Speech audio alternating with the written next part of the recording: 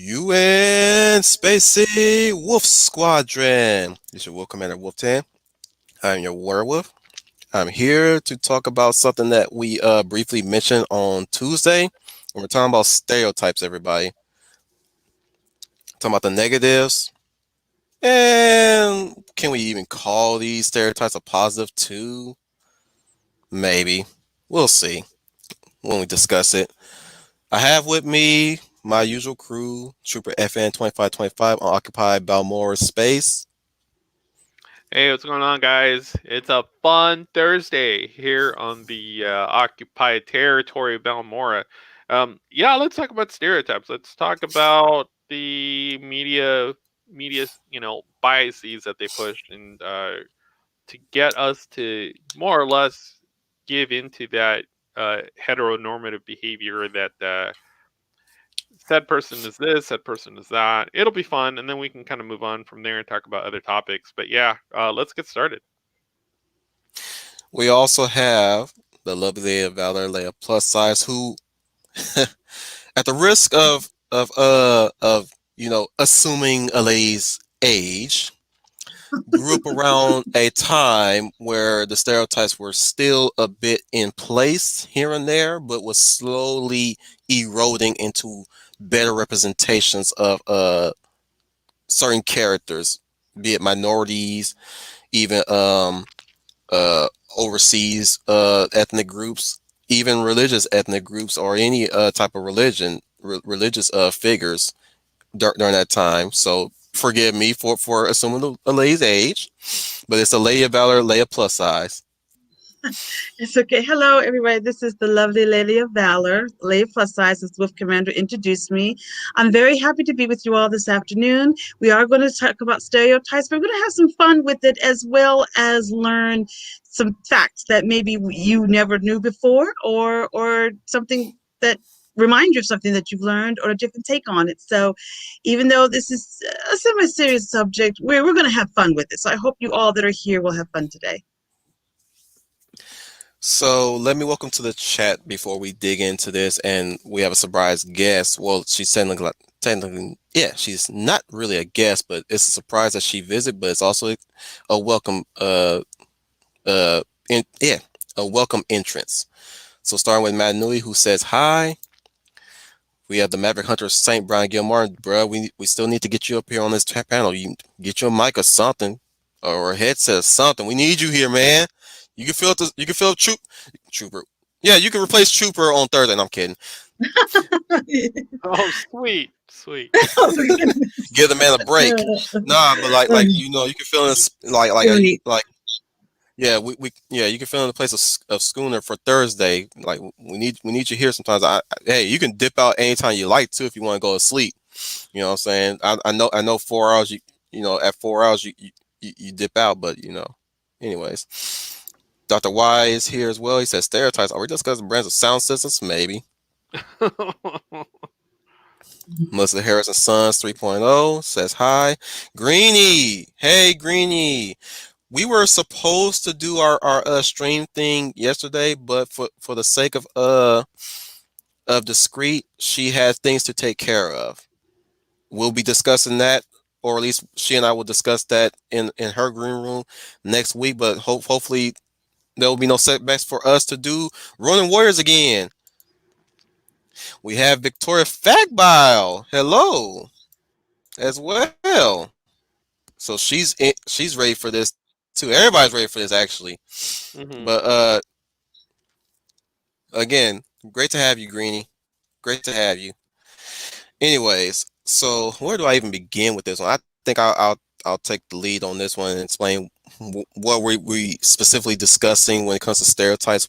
We'll be talking about the negative stereotypes in the past, of course. We'll poke fun at those. Basically talk about how silly it was, how certain races were depicted.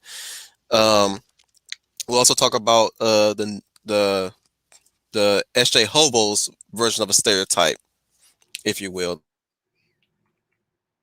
like their quote unquote safer representations of minorities and other people, which in itself are just their own version of stereotypes, you know. We'll also talk about like I said, we'll poke fun at the other In a hot minute, Victoria. In a hot minute. If home dude can't make time for Oh. me, he is off the island. That's all I gotta say. Oh man, Oh. this is what I love I about don't need our me no audience. aquatic. I don't need me no aquatic. Aquatic people are This is lazy. what I love about That's my a audience. You stereotype. guys are really good on the jokes. I love you guys. I love you so much. Now Schooner cannot be with us. His schedule had to change up for those who are not in the know, or those who are just now coming in new about this. Um, he's mostly staying on to Tuesdays only due to his outside influences, and if you will. But Yeah. like I said, usually we have four people on here, and I tend to feel naked with just three of us. Well, here's the thing. Like, if anyone wants to play fourth chair, I mean, they know we're on MeWe.com. They can hit us up. It's like you got a headset. You got something to say. Talk to one of us privately. So we can feel you out, so we know you're not like some internet troll or some simp or like some you know female who's not a female but uses a female profile. So I know all that stuff that goes in. Uh-huh. You know what I mean? Hi. Yeah, no. Dang it, dude! Stop making it weird. I'm Sally. Like, you ain't Sally. I'm Oh wait, that's a Bokiki. stereotype. That's a stereotype. Hmm. We'll also talk about negative depictions back then of LGBT as well. Mm, Also, we'll talk about the positives depictions too. Like this ain't really always going to be focused on the negative depictions. We also talk about the positive depictions and the ways that we've made so far in positive depictions of characters. right. Really, most positive depictions is just them being human. You don't have to really go that extra mile that much to insert everything that they do in their culture, but apparently to some that's not enough. But that should be more than enough. What the little that you give is the amount for you as your culture to really bring in your views to really spread your culture into that. That's how I like to see it. The little that we give is that space that you can feel to enlighten other people. Hmm. So where I'm going with that, what am I talking about? What I'm talking about is from my growing up, from my understanding of what I've seen so far, is basically what I used to believe that was the accurate depiction of a certain ethnic group, right? Until somebody will come in and tell me, well, that's not it. Okay, well, tell me. I'm curious now. That's what I mean. Or at least if they get it wrong, yes, it's up to you to tell them to get it right, and it's also up to them to contact the person to get that insider information to fill in and properly represent it, right? We always talk about this in representation versus identity validation, right? But the F, Right. but when it comes to the SJWs, it's like they want Mm, to they want to just separate what's universal and try to gatekeep it into a certain group's culture, right? The cultural appropriation BS that we keep hearing. I'm like, so a Latina to you ain't a full complete Latina unless she's wearing pigtails. But no sooner that you see a white woman wearing pigtails, that's cultural appropriation. You do realize white people have their own version of the pigtails, right? It's just these special these specific pigtails is what intrigue them more, but they don't want to talk about that, or at least they want to sweep that under the rug, or they want to ignore that and give you their bottom line because nobody cares about that aside from their bottom line. mm. You know, we could talk about that too. So I'm gonna let Leia lead off with this one. Well, when I when this topic came up, I thought about the many stereotypes. I think predominantly, the best way for me to do it is use myself, being a woman of color and also being full figured. The stereotypes that I've seen over the years, and one of the things I want to bring out is that my own race can stereotype as well, and sometimes not always for the best. Growing up, and even the depictions now, for instance, the full figured girl was always the butt of jokes. She was the girl that would come in and always thinking about wanting to eat food, or having something to eat, or and she was just the butt of jokes for especially in sitcoms back then. She was made fun of about her size, or or she was full figured. She couldn't get a date. Nobody would date her. Somebody has to come in and help her get glammed up or beautiful or get dressed. Or she would always think about food, or she was overly lazy or breaking furniture. And that always bothered me, because that was like, well, is that how the world sees me, or is that how I'm supposed to see myself? And how the jokes were not funny to me, maybe funny to some people, but not all of them were funny. Now, being of color, that's a wide range area, because you're talking about um you're talking about, from television to film. What's the stereotype of people of color? Well, what kind of music you listen to, assuming that all black people love maybe hip hop or rap. I grew up with that. Or your zip code determines your education, or side of the streets, or they saw all black people as on MTV, that we're, everybody's loves their hip hop and their rap music, and that's all we know. Or Chicken and what other cornbread, stereotypes? Yeah, chicken, soul food. cornbread, soul food, eating lots of that, sitting down, smoking the weed all day. Smoke Um, weed every yes, day. yes, yep, smoking the weed all day, or the crack or the drugs or whatever. That's all we know. We're packing heat. We got guns everywhere. Um, Black women are more scandalous, meaning when black woman always has about a dozen kids.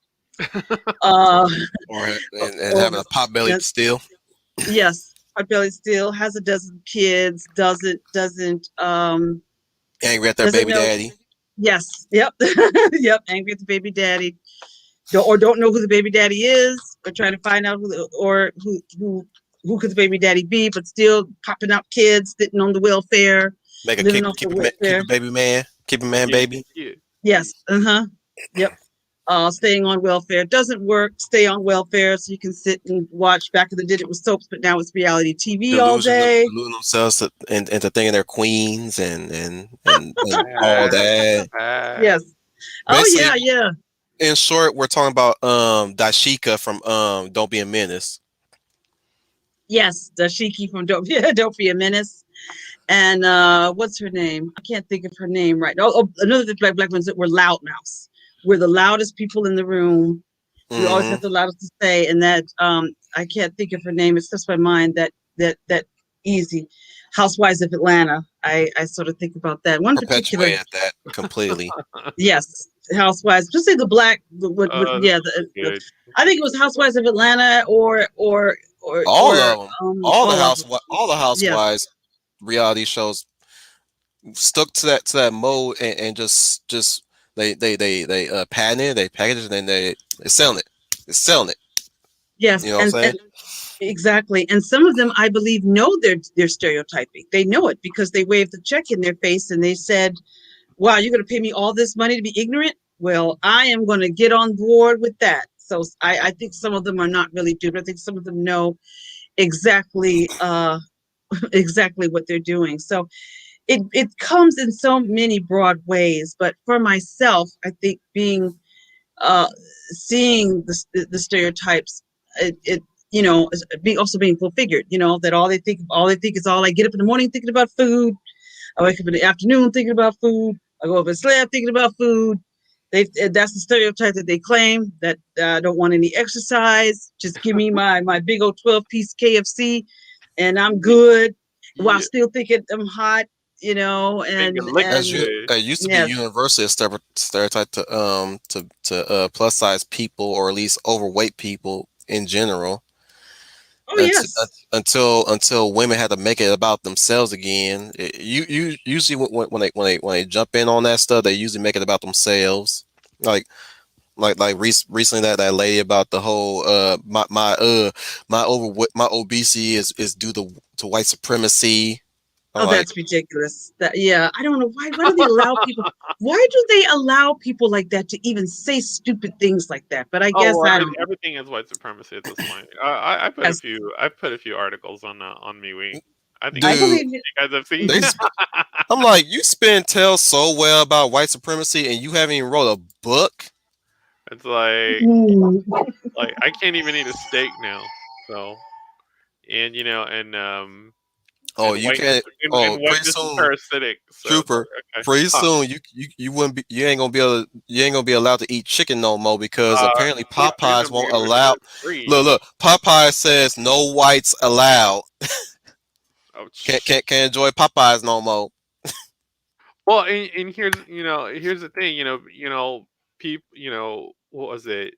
I think it was who was trolling Chick-fil-A. I don't remember who was trolling Chick-fil-A. I think it had to do with Burger King. I guess they're donating to the LGBT agenda, which I think is a total farce anyway. But like, Mm, they don't get trolling. When the right does trolling, they do it in the form of memes, and it's like, mm-hmm, you know, you know, the CEO of Chick Fil A was asked a question and he answered it. It wasn't like he just flat out came out and said, "Hey, we're not for this particular agenda." So now you have like these companies like Burger King that are donating to it, and their term of their form of trolling is, "Haha, we're donating more money than you, and you're donating zero." That's not really trolling. So, uh, mm-hmm. but uh, while we're here, we have to kind of make a distinction between stereotypes versus generalizations, Yeah, because stereotypes are just a widely circulated oversimplification of a group. right. Versus a generalization being more based on personal experience, which means that not everyone has had that same experience with either a group or say a gender, or if we're talking about a certain religion. Again, generalizations based on personal experience. So, which then subsequently always leads to labels, and everyone for the most part seems to get labels wrong, because the term label is used now, it's like, oh well, don't label me, and it's like, so now it's such a colloquialism to say, oh well, blah blah blah labels. And when we talk about labels, we talk about it in the negative sense, but everyone seems to forget that we use labels all the time. We use labels every day. You know, you know, Labels are basically how we interact with the sensory world. It's like Mm-hmm, sugar is sweet, and that's a fact. But the term sweet is the label that we use to give that flavor, or we associate that flavor with that word. That in and of itself is a label. Um, or when it's like, if I say, hey sweetness, it's like I'm using a label, implying that she's a woman of ill repute, if you will. Or it could just be that she's just a nice woman. Or mm-hmm. just like, when you have some of the old boomer females that are like, hi hun, and I don't like being called hun, or but I'm like, okay, that's At cool, least I you get, like huh? that. I get sweet or sweetie. I've gotten that. I've gotten that. There was this old Texas beauty queen that used to call me sugar britches all the time, and she was an older woman, and and I got it. Sugar And britches. yeah, yeah, that or baby doll was the other one. Uh, Oh no. yeah, yeah. How you doing, baby doll? And it's like, oh goodness. Like, I guess. Our room, our I roommate mean, called it was fun. I got used to it. I was like, okay, our roommate it's called me. a you're showing Sorry, endearment, so it's like I yeah, get that's it. a I term of get it. endearment, obviously. Um, one thing I don't like is when people use boss all the time. I can't stand that. I know my brother's guilty of doing that or using bud all the time. It's like you don't know the person enough to be able to call them bud, and the word buddy again. And I'm doing it right now. Using the actual term versus its common conflation. It's like you call everyone, "Hey bud, what's up, bud?" or "How can I help you, bud?" And it's like for me, it's like you don't know that person, so why would you call them bud? And it's like I tend to use certain words in certain ways. But again, we're talking about generalizations. So, Hmm. but you do, Leia brings up a good point about big girls, and their Kentucky Fried, original recipe and their spicy chicken. Um, but I also kind of want to inject into the mix, uh, even when we talk about comedy, especially if we're talking about stuff like In Living Color or Martin, there were some generalizations there too. Like Hmm. you had Shanae and you had Wanda, so it's like and it's like you know, it's like there was a They big weren't. difference They weren't. between There was Shanae and nobody Wanda. safe in Wanda that was show. yeah, like Shanae was more ghetto, but Wanda was like you woke up the next morning and you just wanted to like chew your arm off, that kind of thing, because that's just how it was when it came between the two. But yeah, no, definitely stereotypes, and going back to whiteness especially. A lot of articles keep coming out. If you're too in, if you're into fitness or if you're into, practicing a healthy lifestyle, then that's somehow a form of whiteness. I mean, that tends to be the scapegoat now. Like anything that you do as far as punctuality, or you can even look it up. Eating a steak is racist. Do a search on Quant or Google, and you'll definitely get a lot of those articles that are just recent. Within the last 2 3 years. I'm up on the up and up about the whole them trying to gatekeep food choices for everybody.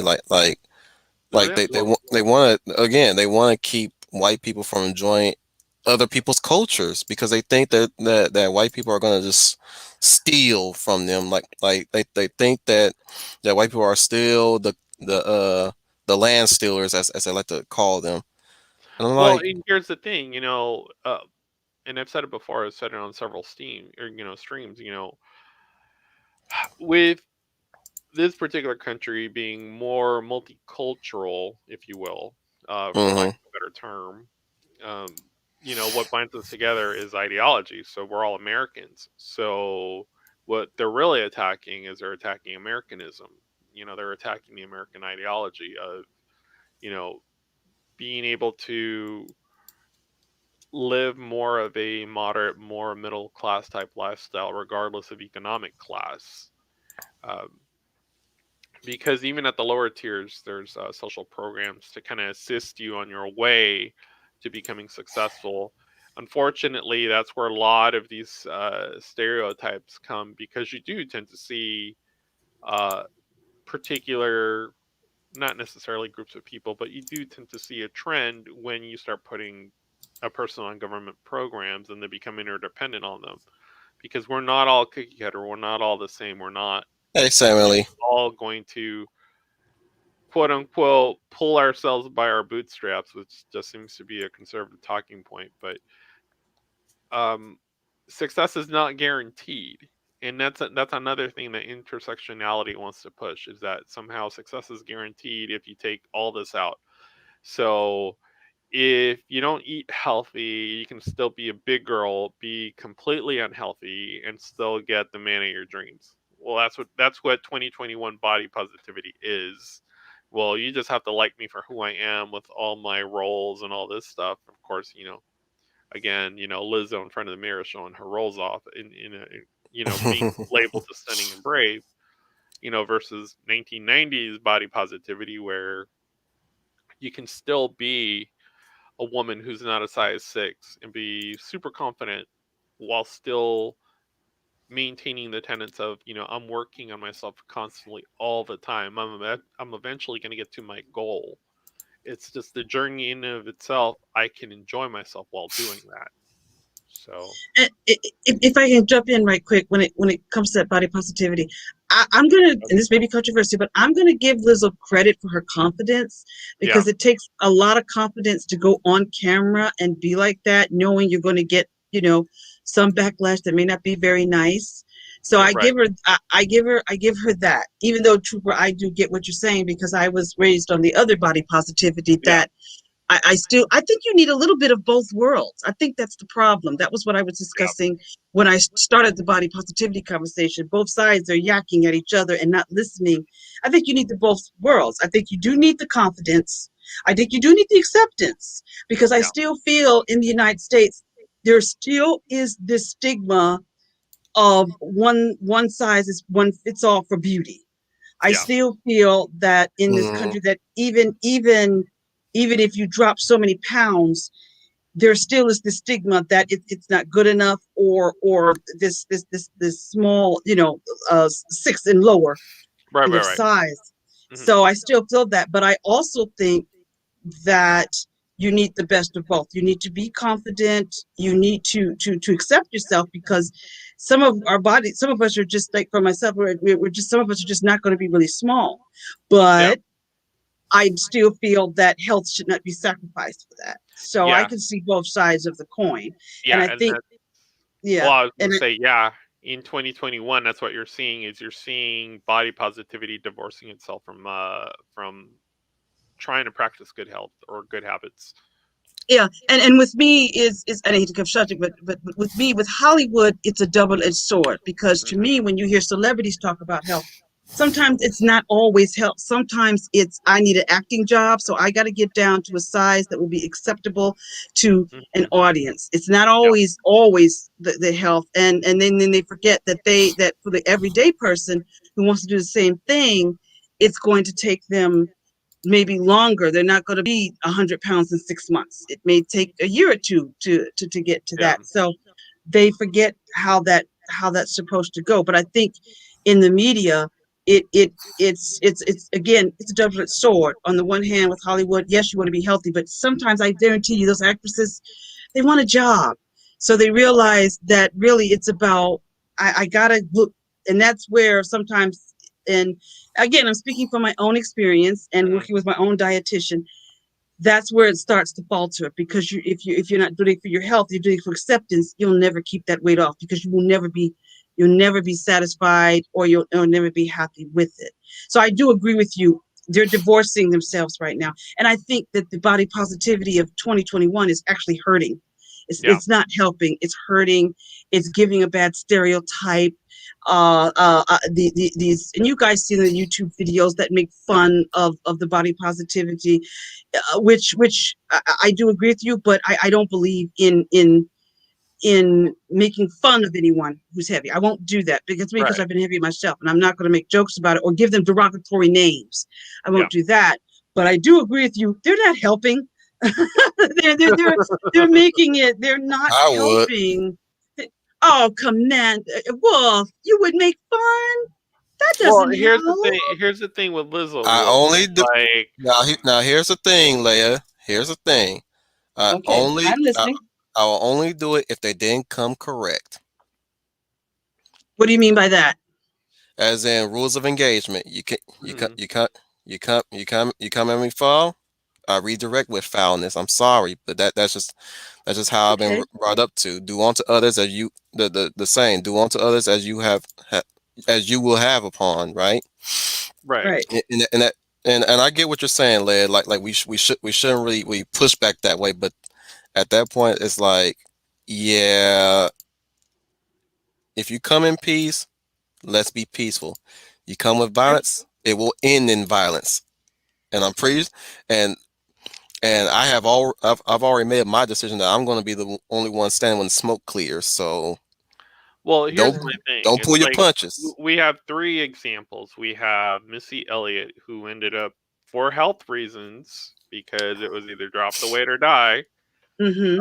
And then you had Rebel Wilson, who made a, a personal choice, and then you also have Adele, who made a personal choice. Um, when Missy went ahead and did her body transformation, if you will, um, it wasn't 2021. Um, it was one of those things that she kind of eventually came out and talked about. Hey, the doctor said Yeah. if you keep doing this, this is what's going to happen. Mm-hmm.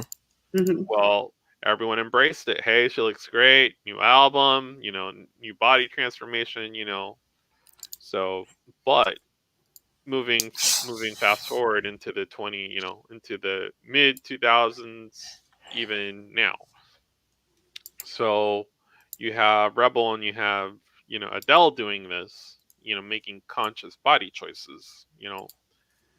How they got to where they are now, that could be argued. It could be argued through either prescription medication, to kind of assist it, or actually just picking up just if you were to follow these media stories, that she suddenly decided to start eating healthy, and that's not how this works. Um, Sometimes you do need a physician to kind of help you along, because sometimes your body is not going to respond like everybody else's body. Um, Mm-hmm. we've True. had this conversation where some people are just genetically predisposed and they have to eat a certain way, or else Mm-hmm. you're not going to see a whole lot. So just like I have to eat a certain way because I happen to love sugar. I stay away from sugar as much as possible, but the moment I get a little bit of sugar in my system, I spike. So, but you'll notice that when Rebel and Adele did their transformation, they came hard on them in terms of, oh well, you're you know you're you know they You're started setting quote us reverse back. body They, shaming. they It was yeah, reverse they body. did.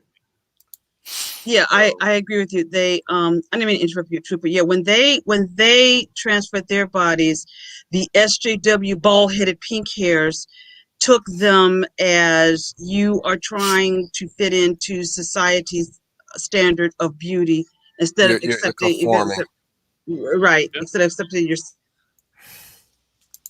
accepting yourself as a big landmass.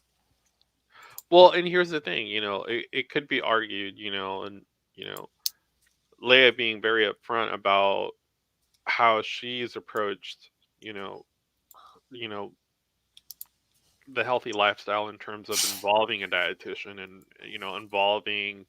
involving a coach that's going to kind of walk you through the process. One could argue that she's rejecting, body positivity by quote bringing in someone else to make her choices for her, and that's how intersectionality works.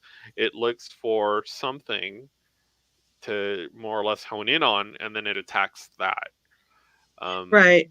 Yeah, what I was saying, I'm sorry, my phone rang, somebody wrong number. Everybody's dialing my phone today on me. I to piggyback, but I still heard what Trooper said. yeah, Yeah, to piggyback what I was saying before. Yeah, the pink haired bald headed type took that as you're trying to conform yeah, to a standard of beauty, which they have a good argument because, like I said, there is still that stigma of thin is the only way to go for beauty. However, what they're missing is you still want to have a reasonable, healthy lifestyle, oh yeah, even if your body is not to perfect form of beauty, and that's what they're missing. yeah, That's what they're because I can see it both sides because I yeah, have a dietitian that's been assigned to me myself, yeah, and I'm perfectly okay with that. And but I can see both sides of the coin because yes, health should not be because it can cause many problems, but also I have to accept that I am just not going to be, maybe I'm not going to look like Naomi Campbell, No. and that's okay, and that's yeah, okay. But that doesn't excuse me, and this is what the SJWs are doing, and that is a wrong message. It doesn't Hmm. excuse you from being healthy, and they're not getting that because they're so angry at the conform. They're not seeing the big picture. So, like I said, both sides have a point, but they're not coming together oh yeah, to work together to understand, to both work together. And I think And that's they're doing more damage. I'm Well, gonna chime in real quick uh-huh. and put my 2 cents in it too as well. I'm I'm sitting here and I'm hearing both sides. I'm like, well, at least this is directed towards the SJ hobos specifically. I'm like, y'all ain't gonna wait to hear her statement as to why she did what she did. Like like you're gonna prejudge before before you hear their statement as to why they did what they did. Right. Like you're not gonna hear like you know, I almost passed out and hit the ground, and the doctor told me that was due to the to what I was intaking that was causing me heart problems. Hmm. You know, Right. or Hmm. or in the case of maybe Rebel Wilson, she came out and said I was having a thyroid issue, right? So Yeah. Hmm. so she was you know working her best off to be as healthy so that her thyroid, like she's not going to, let's just say she's not going to get rid of that thyroid issue anytime soon, Yeah. but she's working her body to have it manageable to for her to perform, for her, like say for instance, what if her weight was giving her complications to work, Oh you yeah. know? Yeah. A lot of Agree. people forget Yes. that Hmm. too. Like, Agree. But they prejudge Absolutely. saying, "Oh, you just want to be just like like all these skinny little girls." I'm like, yeah, no, and no. that's something that we haven't talked about. We haven't talked about breast reductions. There Oh are some yeah, girls that are just blessed, and I'll leave it at that. They're just blessed, and that's well fantastic. endowed. Hmm. But the other thing too that comes with that is you get lower back problems. You also get I cervical heard from spine Ishi. problems. I You get heard from Ishi yeah, that it's about posture. Or at least I heard from yeah, Kat. It's all about posture yeah. when it comes to carrying a heavy load on your Oh front. yeah, absolutely. Some And people and the saying was the this is a silly belief if you ask me, but from Kat's words, or at least from the words of Melina Velva, she mhm, was, there's this idea that women hunch themselves intentionally to not draw attention to their breasts, or at least that's what they think won't draw attention to their breasts, when they should be more focused on back posture. And back posture has always been a big factor in everybody's lives, not just women. Everybody should always have proper back posture. That's it makes all the difference when you're working, mhm. when you're jogging, when you exercise. Back posture is always key. Your spine is holding you up, and it really affects how your body is working. You and I talked about this because I was dealing with some heel problems on my left heel, specifically near the Achilles. Those who are not in the know, but you told me like it's all about posture, right? So I try to posture myself as best I can.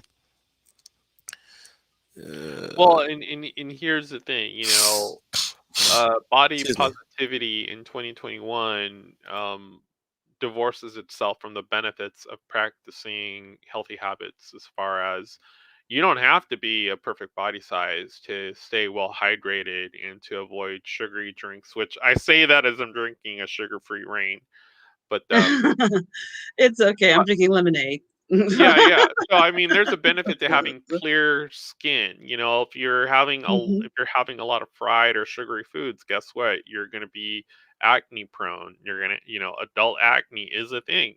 So I mean, there's all these factors that go into eating a certain way depending on who you are, especially if you suffer from acne. Now, I particularly do not. My brother did for a very long time, and he figured out he had to eat a little differently to avoid his acne. But there's also considerations for, say, especially if you happen to have, let's say, like heart or cardio, complications, or have a cardio background, that you do have to eat a certain way, or you do have to more or less be a little bit more cognizant of how you exercise, or to actually be in a more healthy position. Um, so there's that Oh, too. I mean, in 2021, we're divorcing ourselves from actual facts and just going with, superficial characteristics, if you will. And if you're of the mindset that you want to take care of yourself, somehow that's wrong. You should be like everybody else and not take care of yourself, and just be accepted for who you are with all your bumps and bruises, which is fine. But as an individual, you know you're having a collective group saying that you can't more or less do anything about that. That if you do something about that, then what you're trying to do is you're trying to break away from the group mindset, and you should be more like the group than more like yourself, if you will. So Yeah, yeah. I totally agree, and like you said, it's the two sides are not listening to each other, and I agree with everything that you're saying. That somehow the SJWs feel that this is it's a form of rebellion to let yourself go, yeah, or I've tried everything, or they feel that yeah that I'm not giving into the patriarchy if I let myself go, and if he really likes me, he likes me for me. Well, now I'm going to tell you, this is going to sound cornball, but you should love someone for who they are, because looks do fade. You get older, we all get age, we all get older, and they do fade over time. So whoever you with, you better love them, because right, when you when the senior age, the golden years come in, you know yeah, that's a yeah, big yeah, change. However, though, like you said, the SJWs they've got the wrong idea, and that's the problem. We're not talking to each other; we're yelling at each other.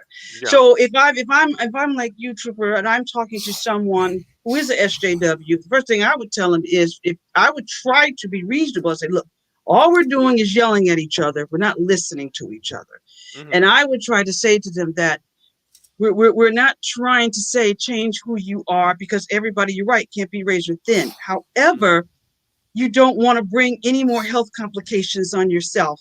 yeah, You don't want diabetes. You don't want stroke. You don't want high blood pressure. You want to be able to be around to do the things that you want to do. You yeah, don't want that, do you? yeah, So exactly. Why my baby got diabetes? He died of diabetes. Why God? Why'd you take my baby? He had cancer. You could have helped him with the cancer. No, no, no. What was he doing? What was he doing? He did was eat sweets. I just kept giving him sweets. You yeah, know what? Yeah, I'm gonna exactly. leave you with that to ponder, and I'm not gonna say anything else. Well, Yeah, exactly. Yeah, it's that's what you have to run. And when you and another thing is, the name calling is not necessary. And the only reason I say this is because, yes, I have been a victim of Right. fat jokes. It hurts. It does hurt. It's not easy to shake off. So what it doesn't help the person. A negative does not equal a positive. So hmm if you're Of sitting course. around telling them you're just a fat old slob that's not going to go anywhere and you're no good, so what is that? You know what it's going to make that person do? That person is not going to even try to make themselves better, because all they're going to do is look in the mirror and say, "Well, everybody thinks I'm a fat old slob, so what's the use of me exercising and doing better?" So uh, jokes and cruel words do not get results. And like I said, I may sound corny, but I'm going from my own personal experience, that when you Corey approach ain't got nothing to do with it. You just telling basic human decency. exactly, because I've noticed, I'll be honest, I noticed uh some people with obesity, I noticed, do not there's a lack of empathy with an obese person, whereas a person who, and I'm hoping I'm not stepping on toes, but a person who is struggling with an addiction such as alcohol or drugs, there's more of a sympathy or an empathy and a patience to help that person become sober. That same method should be used to someone who's obese or battling their obesity. There are some that are really trying to battle the obesity, but they maybe they need more means and help to get there. Yes, there are some that think like the pink hairs, and that's bad. And I call them the half bald headed women, or half bald headed people. I just call The them the hair SJ shaved. hobos. Yes, there are Because some. eventually, I'm sorry, Leia. Eventually, they're gonna be. You're gonna see those same people out on the streets in the near future, still prattling on their rhetoric and prattling on how they were to be the one and stuff. That's why I call them SJ hobo. I'm like, yep. Keep telling yourself that, hobo. Exactly. That's But where you're gonna be at. because you think capitalism is bad, but you're not making a profit on anything. You're waiting for the government to hand you money. When that well dries up, there ain't gonna be no money in your future unless you work for it, and you don't want to work, unfortunately. So enjoy your hobo life. I'm sorry. That's the I'm sorry, but that's the truth. The truth of the matter is, if he don't work, nor shall he eat. That goes for any race and any gender. Mhm. No, I agree, and I agree with you on that. And as I was saying, the those who do have obesity, there has to be a patience, there has to be Hmm. understanding, and like I said, the name don't discourage them. If they or some music come on and they want to dance to Beyonce and they jiggling, and everything is jiggling, don't tell them that you said. Tell them good, keep that up. You're moving, you're Right? exercising, keep it up. Don't tell them Lizzo, I'm sit your all. Look, Lizzo, I'm all for you. Doing your little twerk thing, but come on, not at the gym, not at a family event. Come on, you a yes. mother too. Blame it You a on the mother juice. Yes. too. Blame it on the Yes. juice. I'm talking about, yeah, but I mean, even if you've got a relative where they're at home and the music I'm and they like just want to get up Lizzo, and move, time and place. I agree. I agree. But I was just thinking too, maybe Look, family members and I'll look friends. at you twerk, but not when you're around kids. I'm sorry. Look, I'm all for the twerking and everything, but don't be around kids doing that. Monkey see, monkey do. Yes, Mhm. I agree. Excuse, excuse the term, but you know, we can preach do as I say, not as I do, but they're gonna do what we gonna do. That's a tied term now. That ain't never worked in the long run. Mhm. You gotta be Exactly. you gotta be a mall citizen around your kids. Is all I'm saying. They look to you They at would. first and foremost. I could say Superman is my superhero, but at the end of the day, I got back then I looked to my parents, first and foremost because Right. I'm sorry, bar none, we look to our parents. I don't care who has like I know there gonna be some that's gonna say, well I have crap parents. Like, well I don't well I well now how I know that you had crap parents? That's on you Yeah. to sort out yourself. I'm just saying, Mhm. you back then you looked to your parents, didn't you? Before you looked to Superman or Batman or anybody to cope, right? Oh well, yeah. I mean, Right. it Right. starts in the Exactly. home. the, So. the point still and here I am talking about bottom line. Now let me go ahead. Bottom line is parents first before your iconic superheroes. Parent first before your iconic legends. You look to your parents and see if they fit that image of that person that you idolize. Well, Even see, the even thing. even sorry, Leigh. I'm gonna finish pretty soon. Go ahead. You follow up after me, but kids look for that Michael Jordan in their daddy when they play ball. Kids look for that. Maybe they look for that Wonder Woman when they get held up by their mother in the air, or in the same vein as Superman when the father holds him up as a child in the air. And we know that feeling when we're held up in the air like that by our parents. Man, we'll be there to hold you in the long run when you fall. Mhm. I Okay, agree. No. okay. You know what, Commander? You're correct. The problem is the parents of today aren't getting that. They are relying Oh too no, much not at on all. media to do the raising for them. They're putting too much pressure on the media to parent them when they should be doing it themselves. They should be doing exactly what you just said, but they're relying to have the kids should put their parent first before they can have their favorite hero, but the parents should be first. But they're not doing that. They're relying on Disney to do it for them. Well, the Disney Or movie will teach them Netflix. about raising. Disney, Netflix, those films are going to teach them about all the things I should be teaching them. Well, Disney and Netflix, they'll do that job, and that's where they're making their mistake.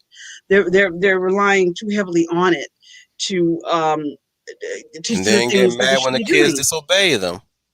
Yeah, then they're ready to throttle them when they disobey them, or when they're hearing using all the four-letter words, and they're wondering, "Gosh, where that come from, or where'd you learn that from?" And and they see where they had not taken the responsibility they should be doing. I'm seeing it a lot. That they were, yeah, they're relying on Netflix and Disney and Nickelodeon to teach them all the values that they should be teaching them first.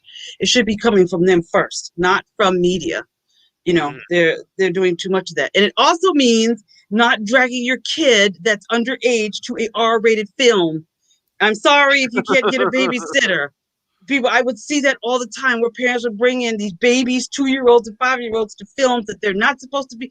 But see, that's how I was growing up. Now, what it was for me is when my parents wanted to see films that were for adults, they didn't have a problem. I guess they would wait until they got a babysitter before they went to the movie. So sometimes they didn't see a movie till like 2 or 3 weeks after it's been at the box office, but they had to wait till there was an opportunity to do Mm. that. They didn't drag us to films that were not appropriate for us. But my mom did take me to movies that were appropriate for us. Like I said, before I saw Star Wars, my mom would take me to see a lot of the Disney films, the Disney live action films, the re-releasements like Snow White and Cinderella, because she said, well, this is something that the kids will like.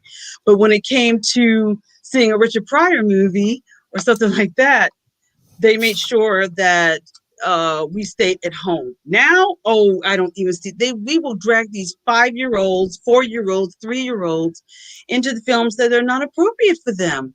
And they say, but then they say, well, I couldn't get a babysitter and I really want to see this movie. Well, Well, and what we're really talking about is we're talking about the difference between boomer parenting, Xer parenting, and mhm, millennial parenting. Um, if we're talking about millennial parents, I mean, millennials were born between 81 and 94, 96.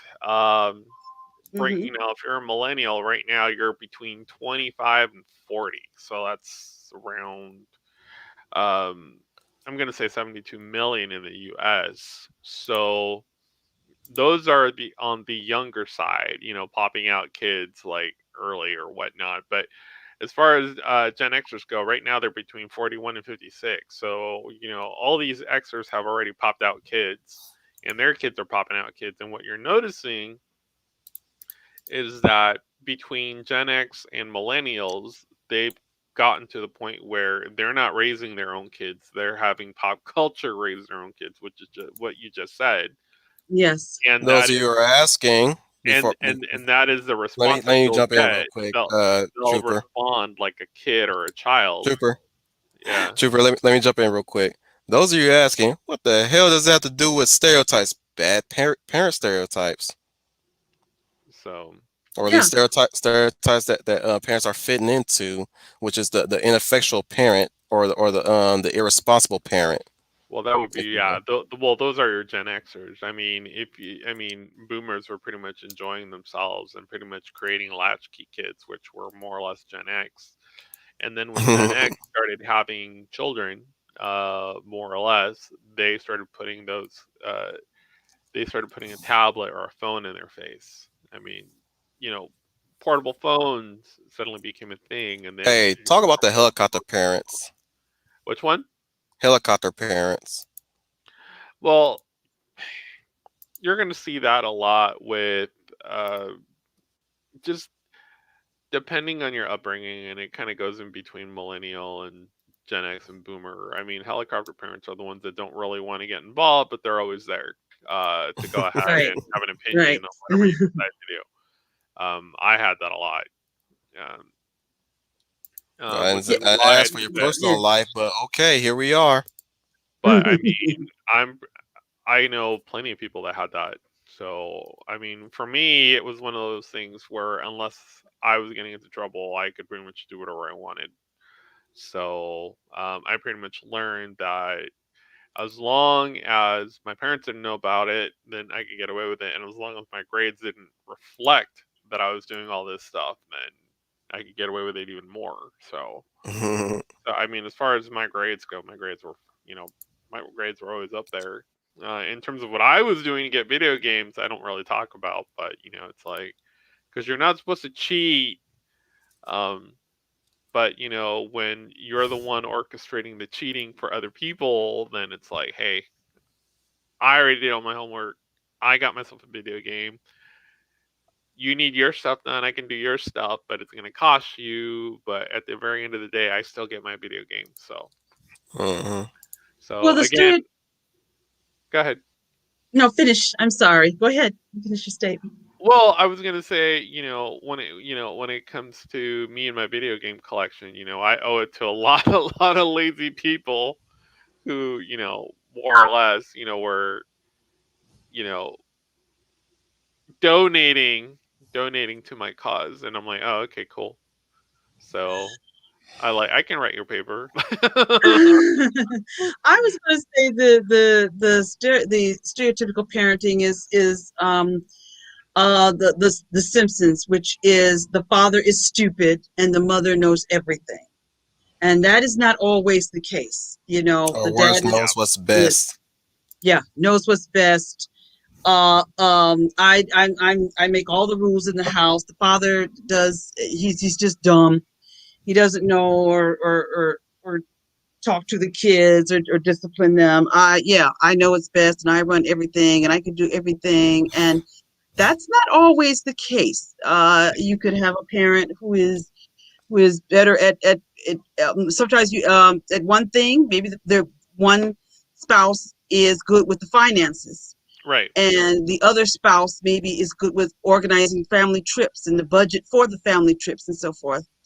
One parent may be able to help with homework with um, a subject, but another parent maybe they didn't get the schooling that they were supposed to have. Maybe they get the education what they're supposed to have, and they couldn't help with that. But maybe they can help them with something else. Maybe one parent is great taking them out to run and jump and play into the park, and the other parent is good at maybe taking them to the movies or something, and or something relaxing or sitting drawing with them. So that's a stereotype I see a lot, and I see a lot of that lately. The dad is the idiot, and the mother knows absolutely everything, and that's not That the segues to case. a kind of rant that I wanna get off my chest.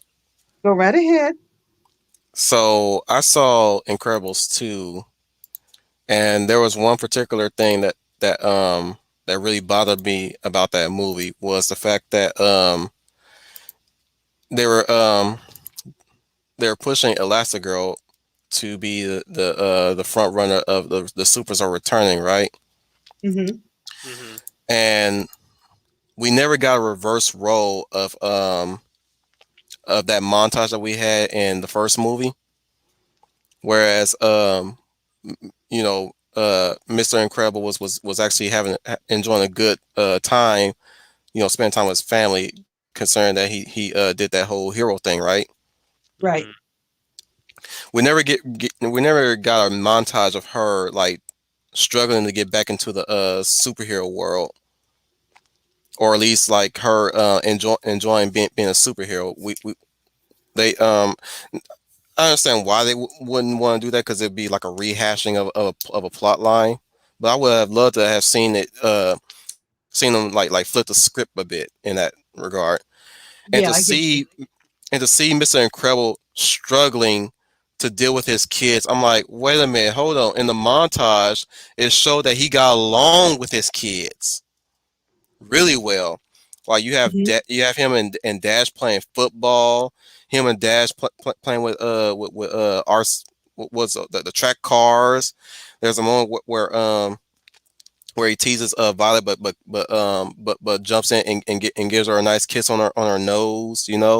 Like there's there's a moment where it's revealed that he organized Violet's boyfriend to get mind wiped. I was like, are you kidding me?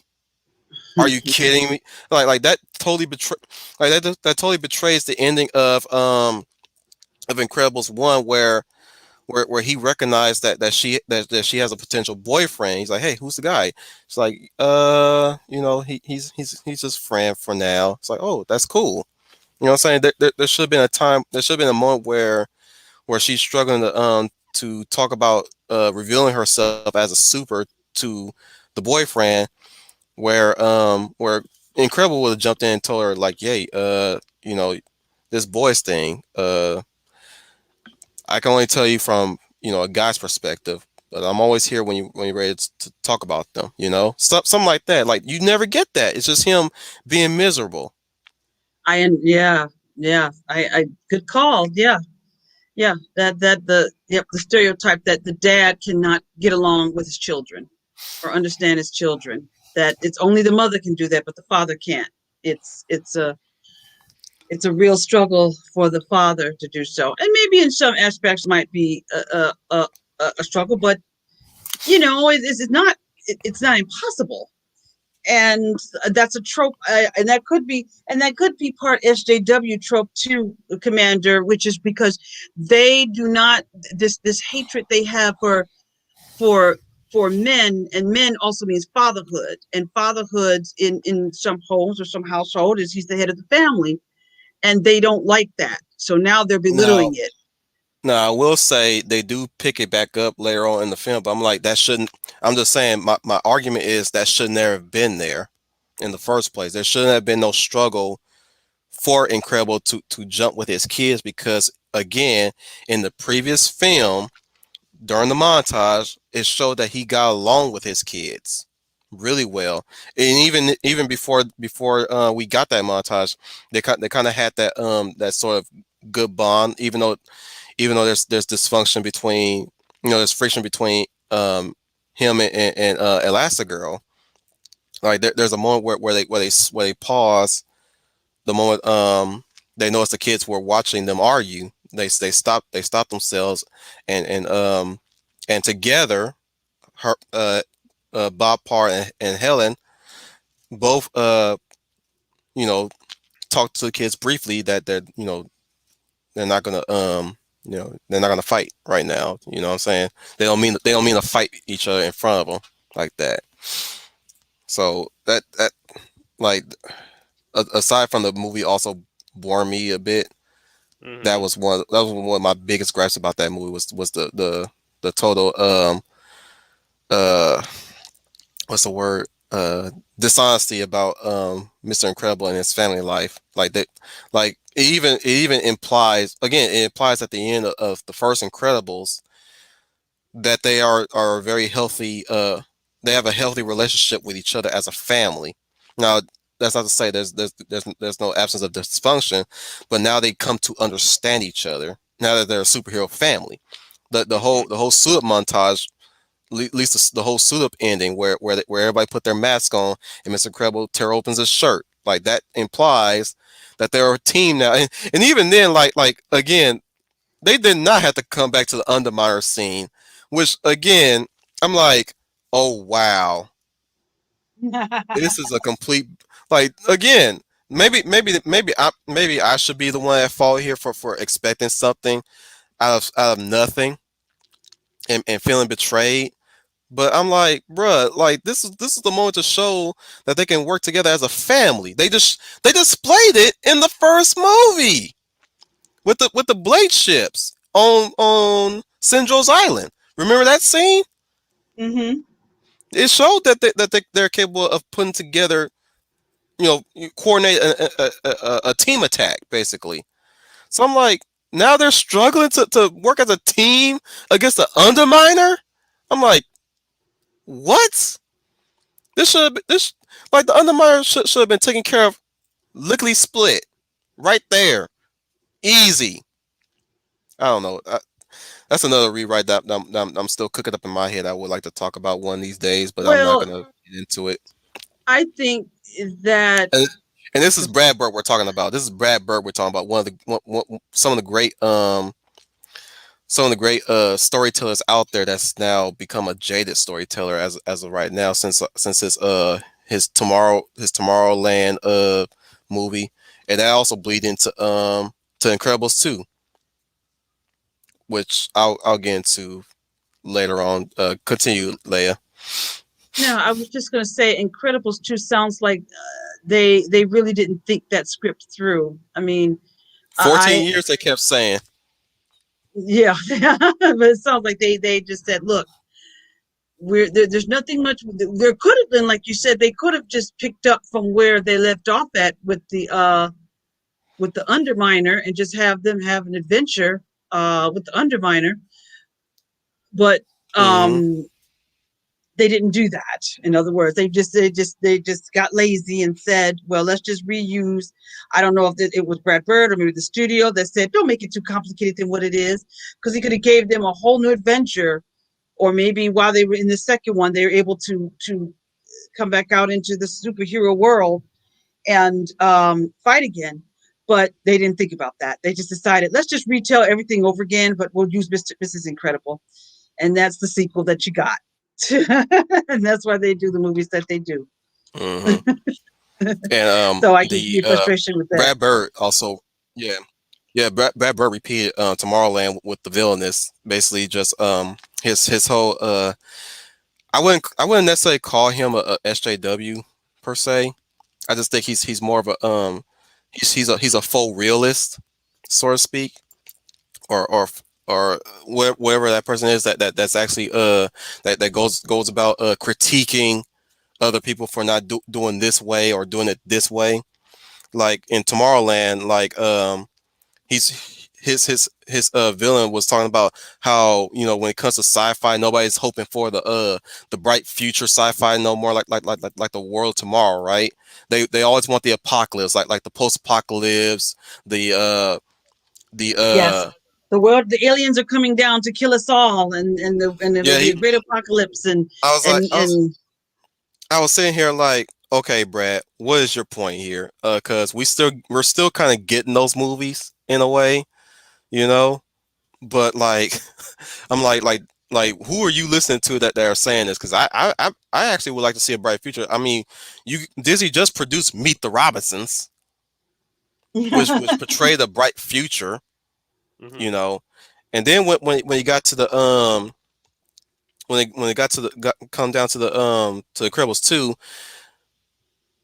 here he come again critiquing normal people, and he's critiquing he's basically critiquing the audience for being over reliant on superheroes to save the day. I'm like, so what's your point?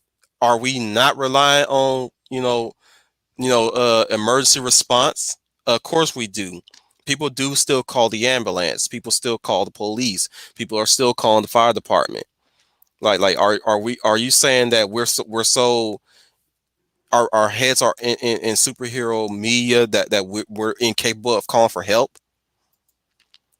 Because Yes. that's what the villains was implying when she talked about her dad running to call the supers. But we all know that the reason why the supers, here's the thing, they somebody was coming in robbing their place. He calls the supers. He ends up getting killed because he phoned somebody, right? But she's blaming the Hmm. supers for not showing up. But like, Lay, did you not know that the supers were in hiding, and they were also going missing?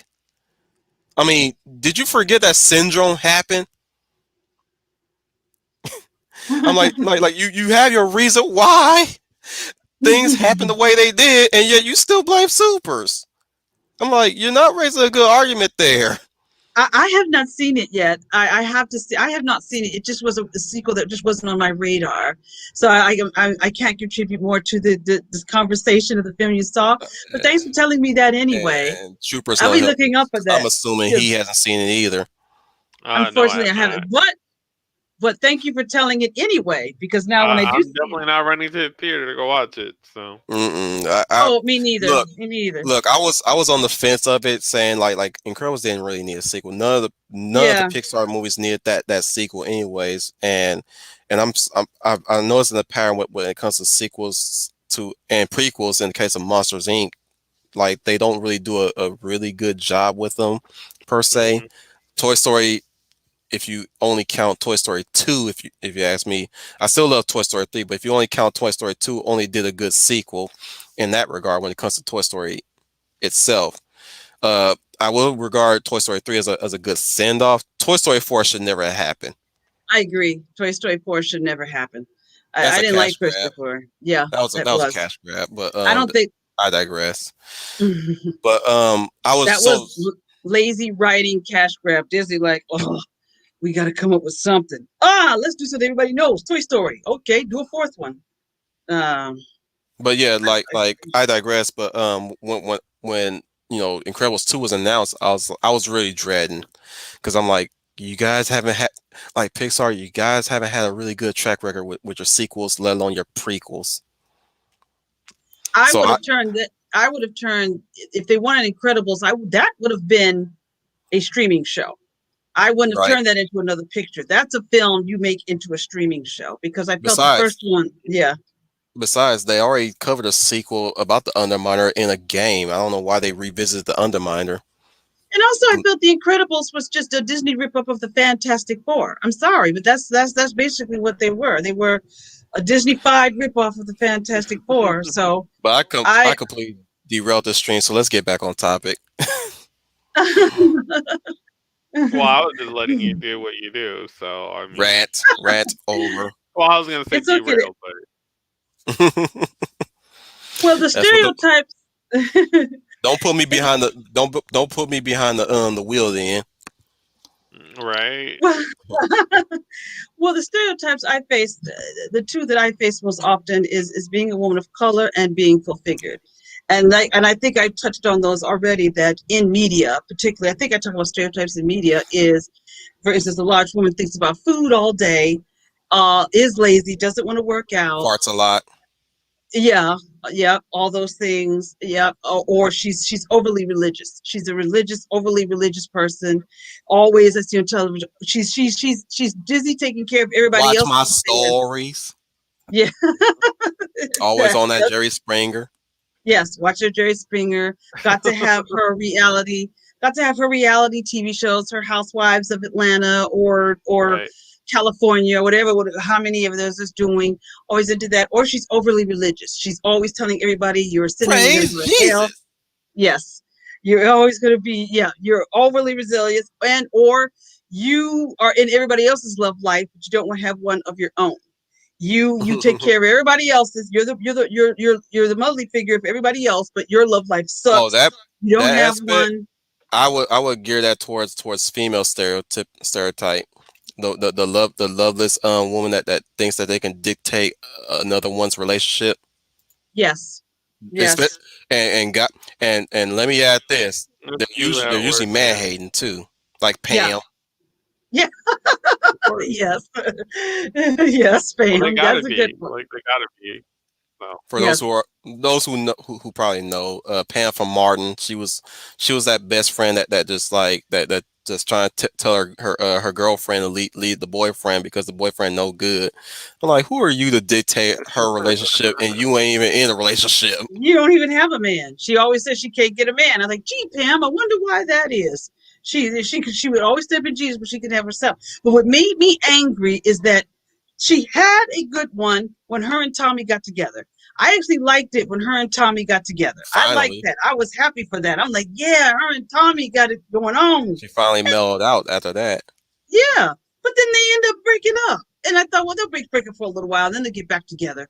But I don't think they ever really got back together. And for Pam's I used to stupid, always sorry, I used to always think they were on and off relationship. yeah, it was on and off. But there was these couple of episodes or seasons when it was hit or miss, and then she was just going out dating any old body, and it really didn't mean anything. And then she Hmm. would say how Tommy was the best boyfriend she ever had. I'm like, ooh, why did you break up with Tommy?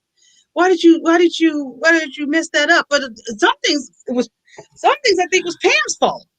Pam was Lady of Valor, are you implying that a that the show was somewhat going downhill at that point? No, I'm kidding. In terms of in terms of character writing, Well, now I'm going to tell you. After Martin and Gina got married, that's when the show started to take a bad turn. There were a few good episodes in there after they got married, but it seemed like after they got married, the show started to lose its power. I got to be telling you the truth about it. There were a mm, few here and there after they had their wedding in Jamaica where they were at. There were a few good episodes, but after that, the show started to fall off, which leads to another stereotype is on a TV show, is it better when you see the couples chase each other, and does the magic end when they finally get married? Because that seems to be a trope that I see a lot when it's more interesting when they're chasing. When Martin and Gina, my favorite episodes are when Martin and Gina are dating. Those are my favorite episodes when they're courting. But after they got married, it seemed like I'm sorry, the show started to go down. The shows got awful. The writing got awful. The show didn't get any better. It wasn't getting good. So yeah, I have to imply that a couple of seasons after they got married, I felt that the marriage should have came towards the end of the show's run instead of in the middle Mm. of the show's run. Martin and Gina should have got married at the end of the show's run and just ended off, because after that the show just didn't have it wasn't funny anymore. It just wasn't. And that was for me, and that's me. Did you even like the finale episode where they No, leave the apartment? You didn't? no. It just, I kind of got that feeling too. Like I was like kind of smiling when Martin wrote "One Love" on the wall. mm-hmm. But at the same time, I'm like, I feel like there's something off about this episode. This final episode. This doesn't Yeah, feel earned. Not like in yeah, Living Single. yeah. See, that's the vibe I got. I felt it was too little too late. It was a good premise. I didn't mind that they were moving on to someplace, moving out of that apartment and moving to California. I was okay with that. But I felt it was too little too late. I felt Hmm. it was too little. It was just too little too late. They by now the damage had been done. The shows were so bad that you didn't feel what you were supposed to feel at the end of that episode. Okay. So that's what I got out of it. I thought it was too little too late. I felt maybe perhaps that should have been something maybe a little early on. Maybe after Martin and Gina got married, maybe they realized, you know what, there's no more stories to tell. So let's just make their marriage season the final season. And if it did like that and not drag it out, then I think that closing episode would have worked. And I would have felt the emotion that you want to feel when a show ends or finale of a show. Right. Um. Okay. But the Sorry, Fresh Prince, I lost my the train Fresh, of thought the there. Fresh Prince finale was pretty good. I like the Yeah. Fresh Prince finale. That was earned pretty good. The Fresh Prince ended real, but yeah, Martin's finale it was too little, too late. The dust had been done. Yeah, for me, I had already moved on to other shows. I mean, you already had X Files, you already had the WB Right, come up as a right. network. It had moved from being like centered on black programming to other shows. Because I mean, that's what WB started off with, and then as they accumulated more shows, like some of the black programming ended up being like on Sundays or Mondays. It was like early in the week Yeah, where you had like was it Sister Sister and all that stuff going on, and yeah. that was kind of starting to kind of fall uh, out of popularity only because now you had networks like BET coming onto the picture. But yeah, like Well, I remember a few episodes where Martin and Gina were dating, but I always thought the courting was was funnier than once they got together. Mostly because of the interaction between Martin and Pam. So I always love that yeah, interaction. Especially So episode yeah. where he kept dreaming about Pam. Yeah. He kept dreaming about was funny about Pam. My all time favorite one is him trying to find out what Tommy does for a living. That was my favorite one where he just. I hated that running gag. I don't know Oh no! why. Well, I think after I didn't mind it, but when they did the episode, I think the episode called "Getting a Job," and he was trying to figure out what Tommy did for a living, and I thought that was the funniest one. I can see what you're Mm. saying, but that one and they just the You Martin, ain't got no job. yeah, But yeah, that event, I'm that starting to notice some hokey things that were happening in that show. The more I kept binge watching the marathons that mm-hmm, they had on whatever network that they were rerunning it on. I was like, right. since when they start ragging on Tommy about not having a job? But I like Or that. there was a moment where sorry Leia. There was no there's always a moment where Cole says something and then Tommy says, Cole, you mhm. stupid. I'm like, what?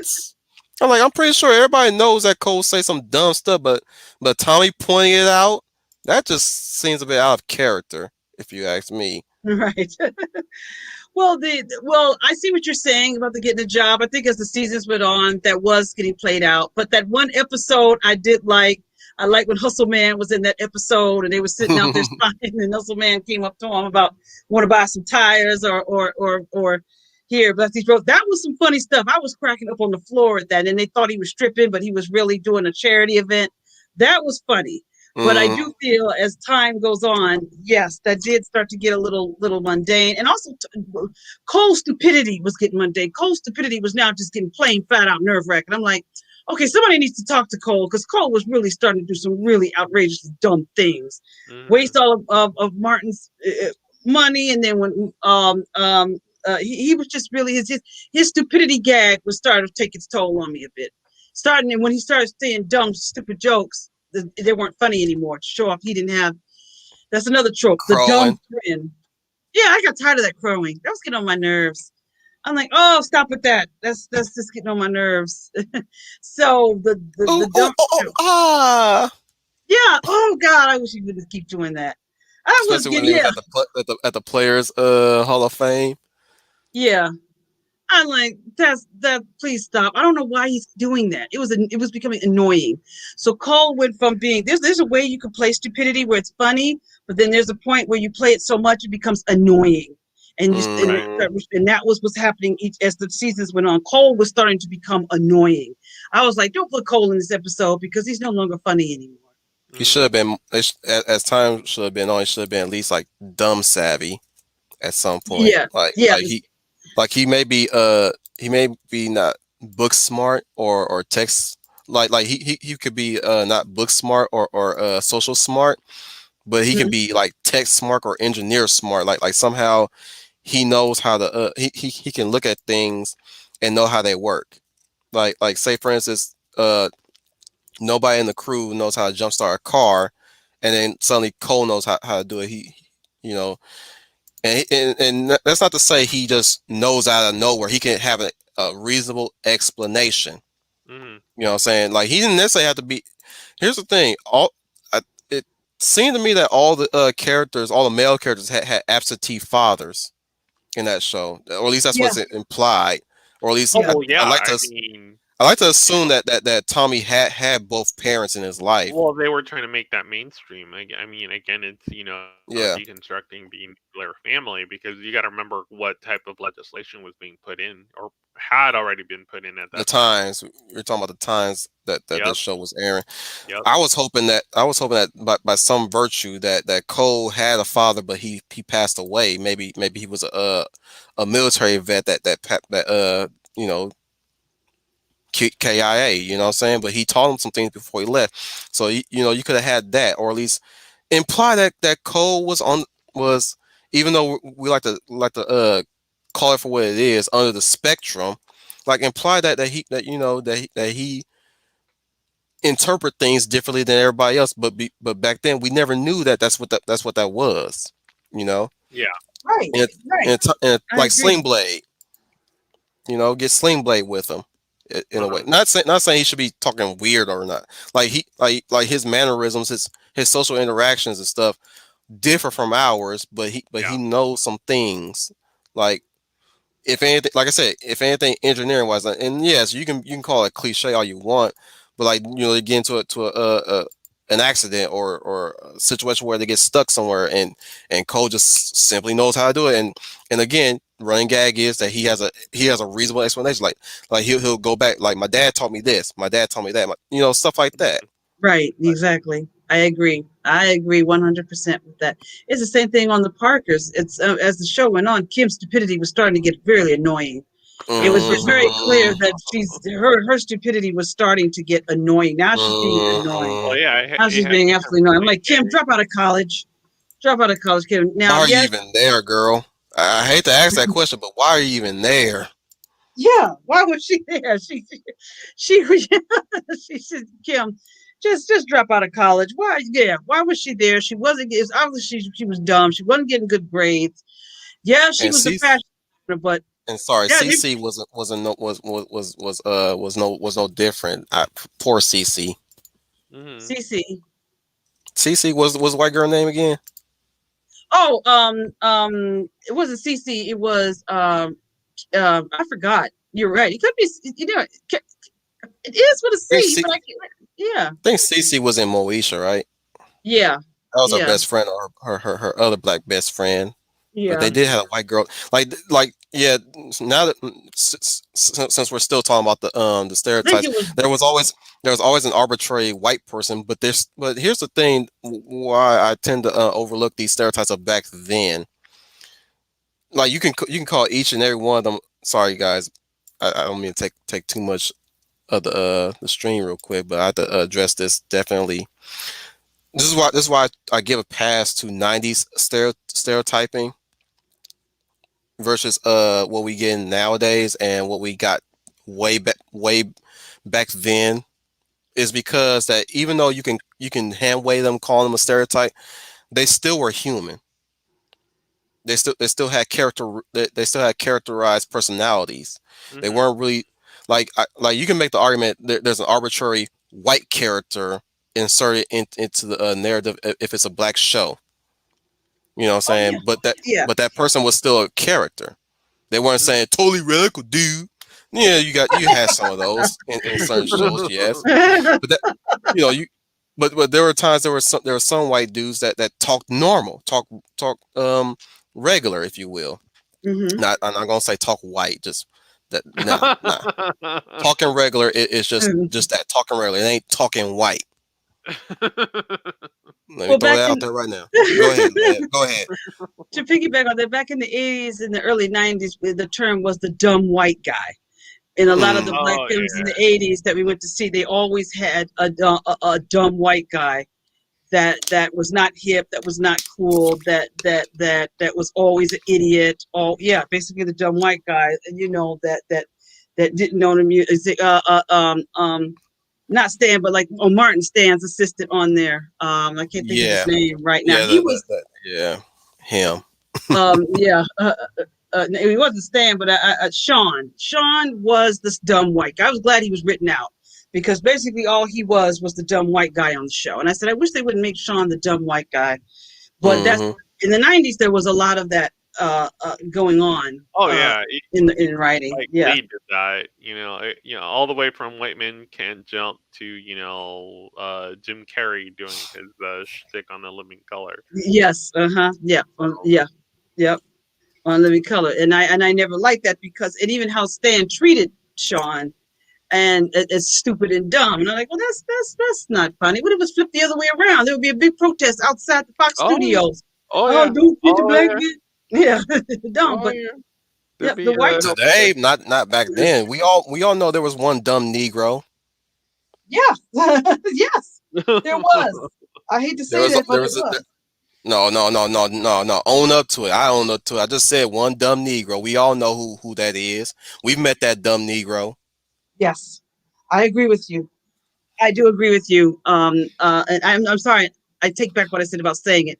Thank you for saying that because there is a fact. Because there is always always There's one. That always one one, dumb. right? Look, if you're afraid of saying it, let me say it then. One dumb Negro. Because I run into them all the time. I've witnessed them on the sidelines. I've seen them on the social medias and the social media videos. Like that's one dumb Negro. Even the one that Trooper showed me about the twerking girls. Those are two dumb hoes. Oh, the one. Did you see it where they're like trying to get their Look, twerk on and look, one? look. This is I can name a lot of things of why I have the Leia Valor with me, but first and foremost, she's going to be the one that plays the mediator, the hope, the truth, the justice, all that Right. stuff. I think I'm fitting really well into my role, which is the crass leader. You know what I'm saying? Like she's the one that's even us out, and of course, Trooper's the shit talker. Well, I was gonna say, So look, I don't know. look, I look, don't look, know if look, you guys look. saw that If we video. had our own little Star Trek show, I'm It, like, okay, we need somebody to intimidate them into attacking us, so we can have an excuse to engage them. Trooper, get did you on that. see? Did you see that video later that I posted? The two females on the vehicle. Yes, and I was embarrassed for my culture to see crap like that. Like, Leia, Oh I yeah, cease to I be died. embarrassed. I about I died. I cease was to like, oh embarrass my to be god. embarrassed. I'll tell you why I cease to be embarrassed because I'm not like them. I Yeah, I, I I told you I there's always look. one. Look, I just said I exiled myself from the black community. So like I said, whatever they do, that ain't got nothing affecting on me. Now, if I was in there, yes, I'd be embarrassed. But ever since I self exiled, I was like, you know what? Everything that they do don't reflect on me. And if anybody comes to me with that crap, I'm gonna tell 'em I'm not part of them no more. I tell you, I am at this point community exiled. So Are you? I I self exiled from the black community. So whatever they do now, don't affect me none. You almost have to in 2021 because in 2021 it's a very different view. And I know I keep saying it and I know we've mentioned it, but it's a very different view of what it means to be a black person Hmm. because yes. it's almost like body positivity where there you can almost uh divorce yourself from responsibility because of whatever perceived notion that allows you to do that. Um, because we're not holding everyone to a similar standard. It doesn't mean that we have to hold everyone to the same standard, but it does mean that as as people who all live in this nation or this plot of dirt we call the United States, we all at least have some precepts when we step outside that people are going to be respectful, that they're going to be polite, um, that when possible someone will open the door for you and or if unexpected someone will do an act of kindness from time to time. We don't necessarily come to expect those things, but we know that they exist. As now that we're in 2021, it's all bets are off. It's pretty much we've gone into this self-absorbed nihilism that Yep. a lot of these older boomers talk about in in their channels. But it's true. It is very true. You can't step outside without seeing it in lifetime.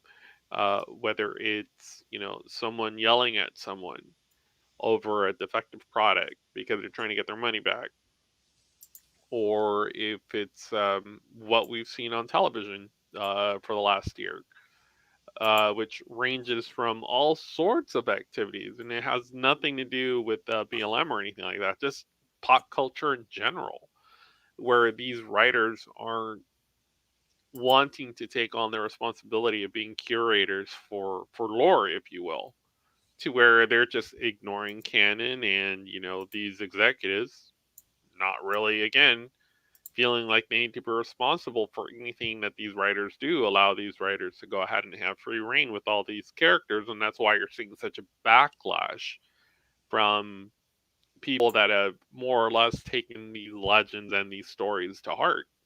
Um, my argument has been, well, then you need to buy as much as you can get your hands on and then just walk away. It's there whenever you need it. You can always pull out a book, you can pull out a movie, you can pull out a CD. Um, and it goes back to the generalization that, oh well, they must all be toxic fans, and then you think of fandom menace. Now that we're in 2018, 2019, 2020, 2021, because everyone just everyone always seems to go back to Gamergate. That's another generalization that it started with Gamergate. No, there's always been uh, a pop culture, or I should say, a media conflation of sexes. There's always been the stereotypes that women aren't as smart as a man. Well, while that may be yes or no, again, we're holding men and women to a similar standard when women and men are different. So It's about accountability. you can't compare a man to a woman. You can compare a man to another man, and you can compare a woman to another woman, and that goes with all these dudes, pretending to be chicks in women's sports. And I said it before, and I think I said it privately too. I'm like, if they want to play that game, then they need to have their own league. You know what I mean? Right. It's Mhm. Right. I agree. you have to hold, yeah, you have, there's nothing that says that they can't. It's, you can't have your cake and eat it too. If we're talking about bone density, a man's bone density is going to be obviously different than a woman's. So Correct. that's Yes. why you have these dudes breaking all these, female athlete records, which I happen to think is wrong. Mhm. And, Yeah. my thought process on this has been, if that's what you want to do, constitutionally, there's nothing stopping you from doing that. However, the right thing to do would be to create your own league. And guess what? If there's more people out there like you can compete, and you can feel good about competing against people of your own caliber. And when I say own caliber, I mean people that have chosen the similar lifestyle as you, that have the same tenets and precepts as you, which means that you're going to have a level playing field so that you can show off that you're the better athlete. And as an athlete, you would want to do that because there's always been this view of athletes, always doing the right thing or having good showmanship, if you will. Um, and there's also stereotypes that obviously if you're single you must be an incel, or that there's also this feminist view. The stereotype is that men think they do all the work, or that we're the backbone of civilization, which technically yes. If we're talking about civilization building, I mean obviously that's changed now that we're in the modern world. It's like, I think women joining the workplace has been toxic to women in general, because it brought about the conditions to bring in feminism. And the first two iterations, I would say, were okay. I mean, there's nothing that says that if you're a woman, you can't choose a lifestyle where you can go to work. You can fend for yourself, especially if you're not seeking a relationship. But I choose to believe that all women, for better or worse, are seeking a relationship, and they're seeking to share their life with someone else. Whoever that person is, that is up to them. I would say that we place so much emphasis on that a woman has to get married to be happy, but we've also placed the emphasis on the other side of the coin too, where being single automatically means you'll be happy. It's a different form of happy. Not everyone wants the same things, but I want to say collectively, um, as men or women, white, black, Asian, we all want similar things, and that's just to find our own space and our own sphere and be comfortable. That's what we really want, and what that looks like is obviously going to be different. But these stereotypes do tend to overgeneralize because sometimes they're based in truth. Um, Mhm. you know, uh, when we look at statistics and we look at crime stats, you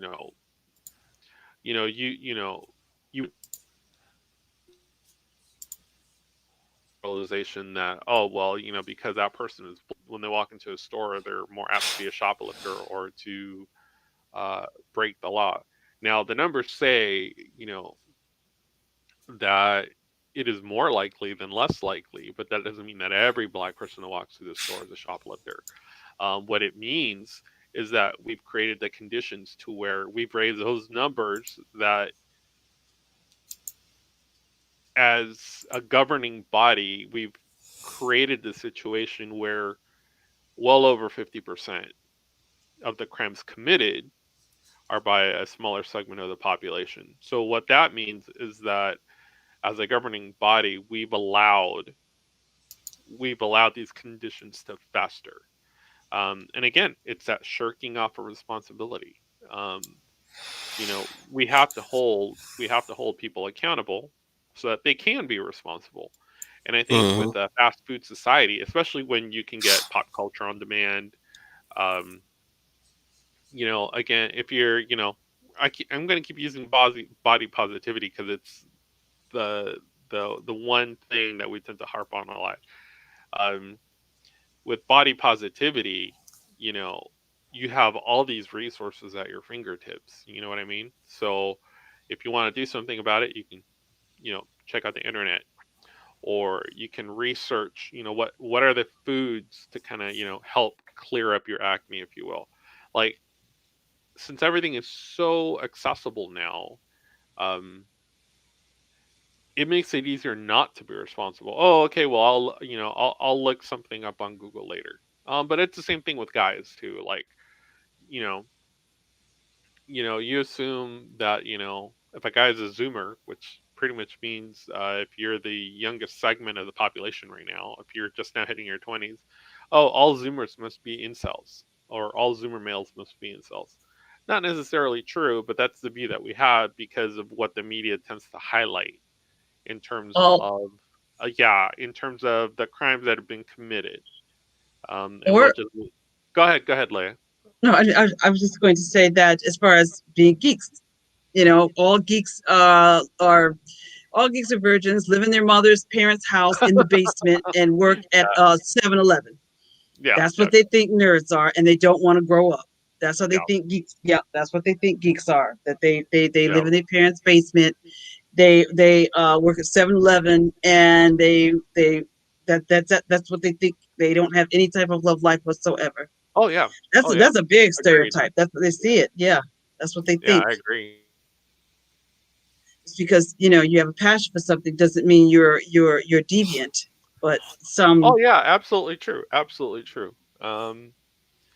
And you know, also the stereotype that, if you're intelligent, you must have no life. It's like, well, I'm like, yes and no.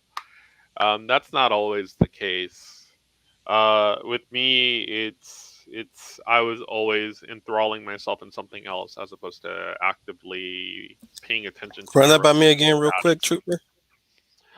That if you're smart or intelligent or tend to be, super extreme to the point of being academic, that you must have no Yeah, life and no girlfriend. And it's like, well, right, right, yeah. my thing has You, always been, it's like, that's never really been the emphasis. I've always, jumped from one thing to another in terms of stuff that I like. So hmm I mean, it's that's Hey, to say, Samuel.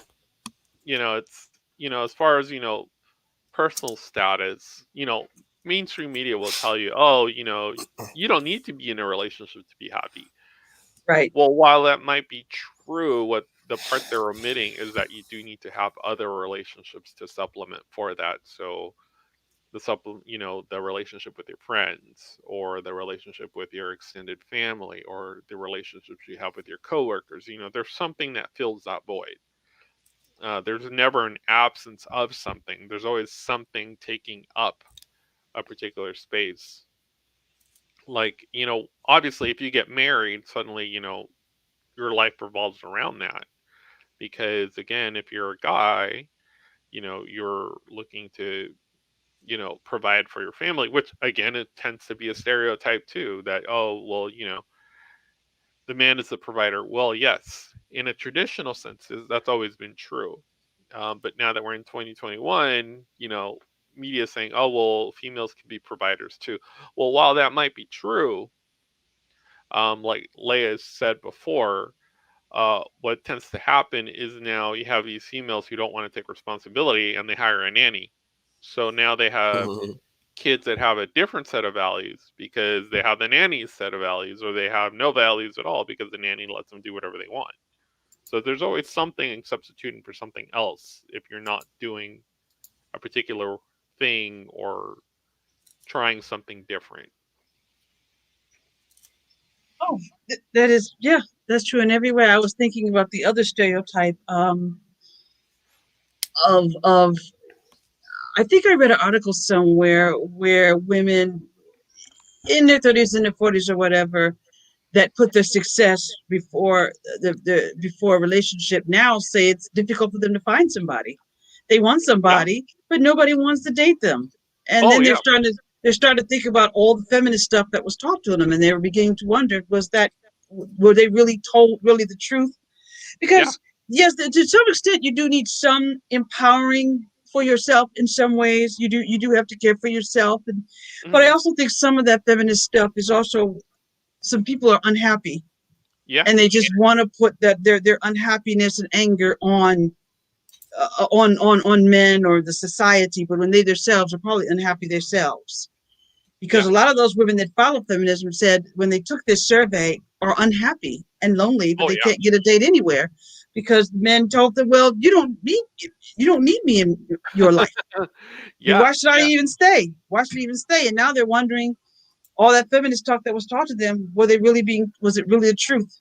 Yeah. I don't think it's all the, yeah, Or while they're being pushed to have more male-like lifestyles, seeking, yes, large, dollar figures, the one thing that feminism has omitted is that while you do have a set of high value males, the high value males that they're looking for are not on the market because those high value males have found females that they want to have a family with.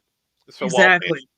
while feminism says, "Oh yeah, you can be successful," blah blah blah blah, these dudes who are actually successful are looking for a woman to stay at home and raise their children. So it's a tilted axiom where if you want to have a life that has more male characteristics to it, these successful dudes can pick and choose whoever they want. And what they're finding is that these dudes are You think a getting together stay-at-home with dad younger women. would work? Which one? I said, you think a stay-at-home dad would work for them? It can. That's not saying that it can't. Um, it's lopsided also, because then what you're literally doing is you're having that stay-at-home dad more or less pick up the maternal role. In Right. it's you're again you're flipping, you're flipping what would traditionally be a woman's role, if you will. Right. That's not Because there saying are that men those, couldn't do it. It's just the way I see it is women are better suited for that. they're It already, I'm sorry, Trooper, go ahead. Well, I was I, gonna say the easiest way for me to explain it, even though a motorcycle and a car are both means of transportation, one is better suited for a family, one's better suited for a single person. Mm-hmm. You know what I exactly, I agree. So What I was you was gonna say? What was you gonna say, Leia? They're already praising the role reversal because they love the fact that our current VP Kamala Harris is the VP and her husband is at home while she handles all the business and carries all the duties and I Oh yeah. forgot who it was. Garcella on one of these talk all these all female gab fest Oh was yeah. saying all the roles are reversing women now. The roles are reversing. We are Oh now yeah, that's having what the they're They're saying. power. celebrating And way too early homegirl, about that homegirl got BS. caught in a big lie when she's like, "Oh, we've already been to the border," and the journalist is like, "Well, you haven't been to the border." Well, I haven't been to Europe.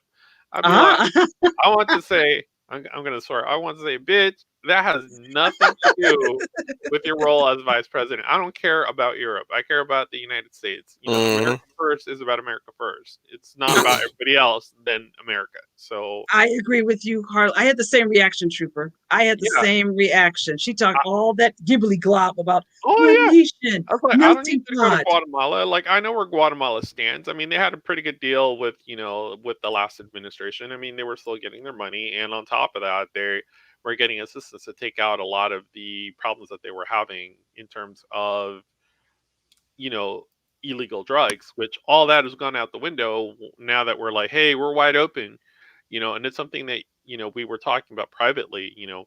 You open up that border, you're allowing everybody in. It doesn't mean just Latin America; it means everybody. Right. So now what we're doing is we're displacing people already in the current job market that are American citizens now having a harder time finding a job that suits them. But you know what's also happening is that a lot of people, since they've been coddled, here we are, 2021. Some of them don't want to go back to work. They like their meal tickets staying at home, and a lot of people like to perpetuate the fear of the bug that we just went through these last 2 years. But here's the thing. Like, I could not tell you of any one particular person that I know offhand, firsthand, who actually had it. Now there are people that do have that, where so and so in my family got it, or so and so, got it and tested positive, and I tested positive. Um, I can't tell you of anyone that I know, within my little sphere. Hey, so and so had the coof. I couldn't tell you. So, but everyone ran out there and got themselves vaccinated with something that was using, an emergency waiver without it being fully tested. Um, in a normal, rational world, the normal human being would say, well, you know what? I should think about what I put into my body because, again, it's my body. But the stereotype is that, oh, it's a vaccine, it's a cure all. It's not a cure all. Um, it's meant to elicit a chemical response from your body. But if you don't know what it's actually doing or how it's doing it, then yeah, that's something you should probably look into. And for the YouTube algorithm, as always, you should follow the guidelines of the CDC and the WHO and make a conscientious choice at that point and follow those guidelines. But my personal opinion has always been, think for yourself because at the very end of the day, no one else is going to do the thinking for you. That's true. That's what everybody's not doing right now. That's the problem with a lot of people. They're not Yeah. thinking for themselves. They're letting media Oh yeah. and Hollywood think for themselves. Just like I said in that little the professor stream.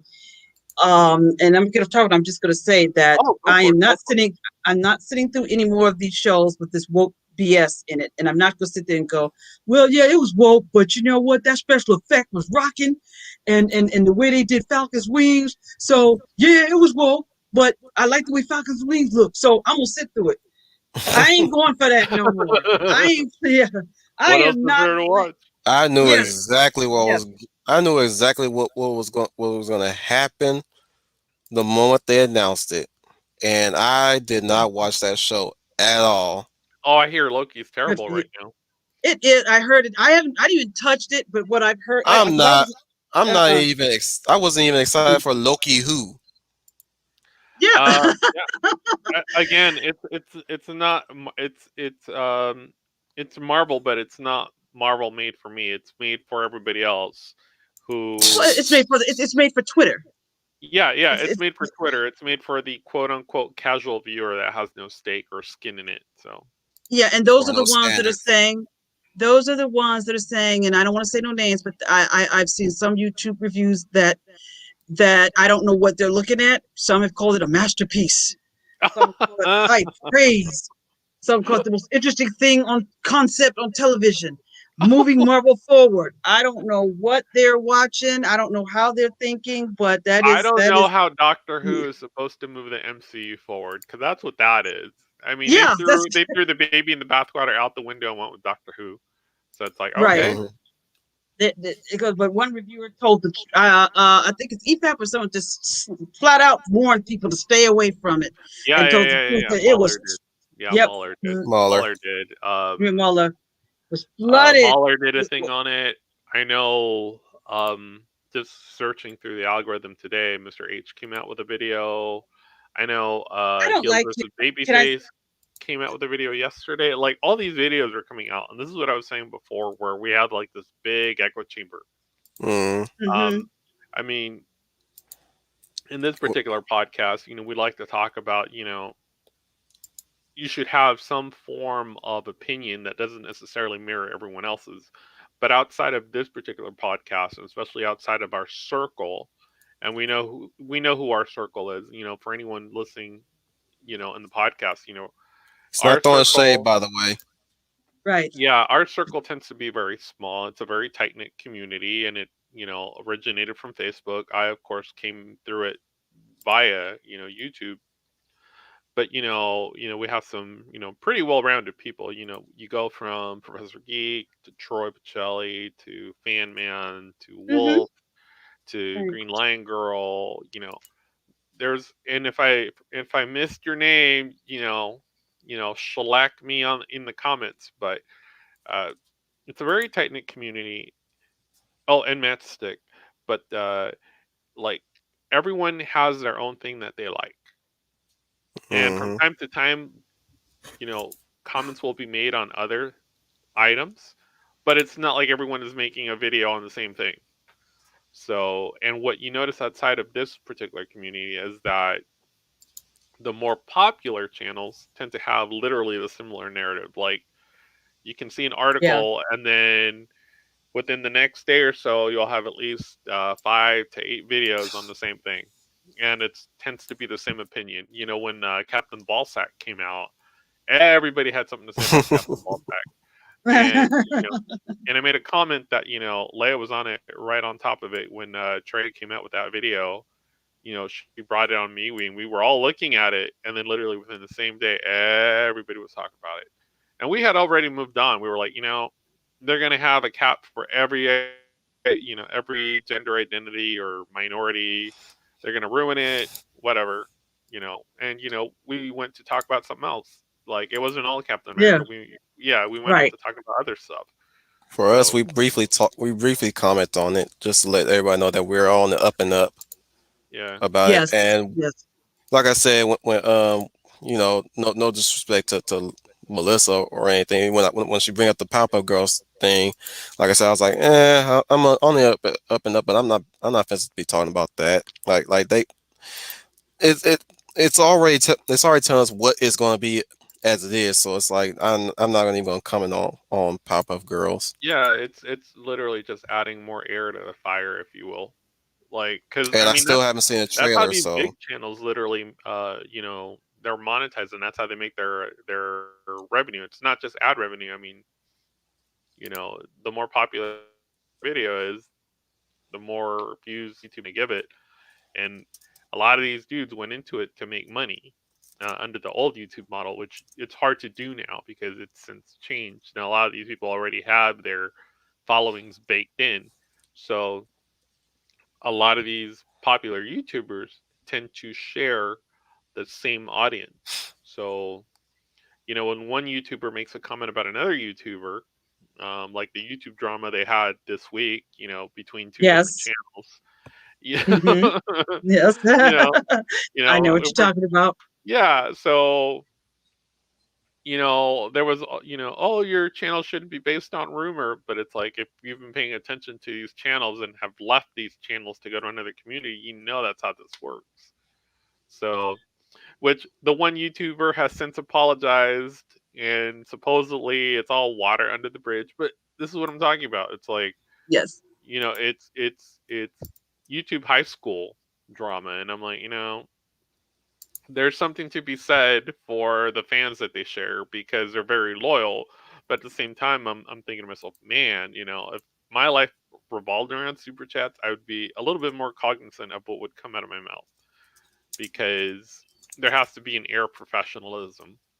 And I think what's Agreed. happened, yeah, and I think what's happened is that because they're so used to being able to shellac these big names like Kennedy, that it's now become very casual to shellac each other. But like I said before, you know, the reason that we know the name Kathleen Kennedy versus Ann Sarnoff versus Sherry Redstone is because these popular YouTubers throw out that name all the time, as opposed to throwing out Bob Chapek and Bob Iger. It's like, and like I even said, I mean, I think Kennedy's people don't really care because at the very end of the day, the popular YouTuber's opinion doesn't really matter because they're still going to make that material that they're going to make. It's already baked into the cake. They've already decided this is what it's going to be. They've signed off on it. And this is the Loki show that you're getting that you didn't know you wanted, um, to throw it in Feige's Right. direction. Because, like I said, Yes. Feige doesn't get as much criticism as Kathleen Kennedy does because, quote, he's the one who knows the MCU, he knows the ins and outs and whatnot.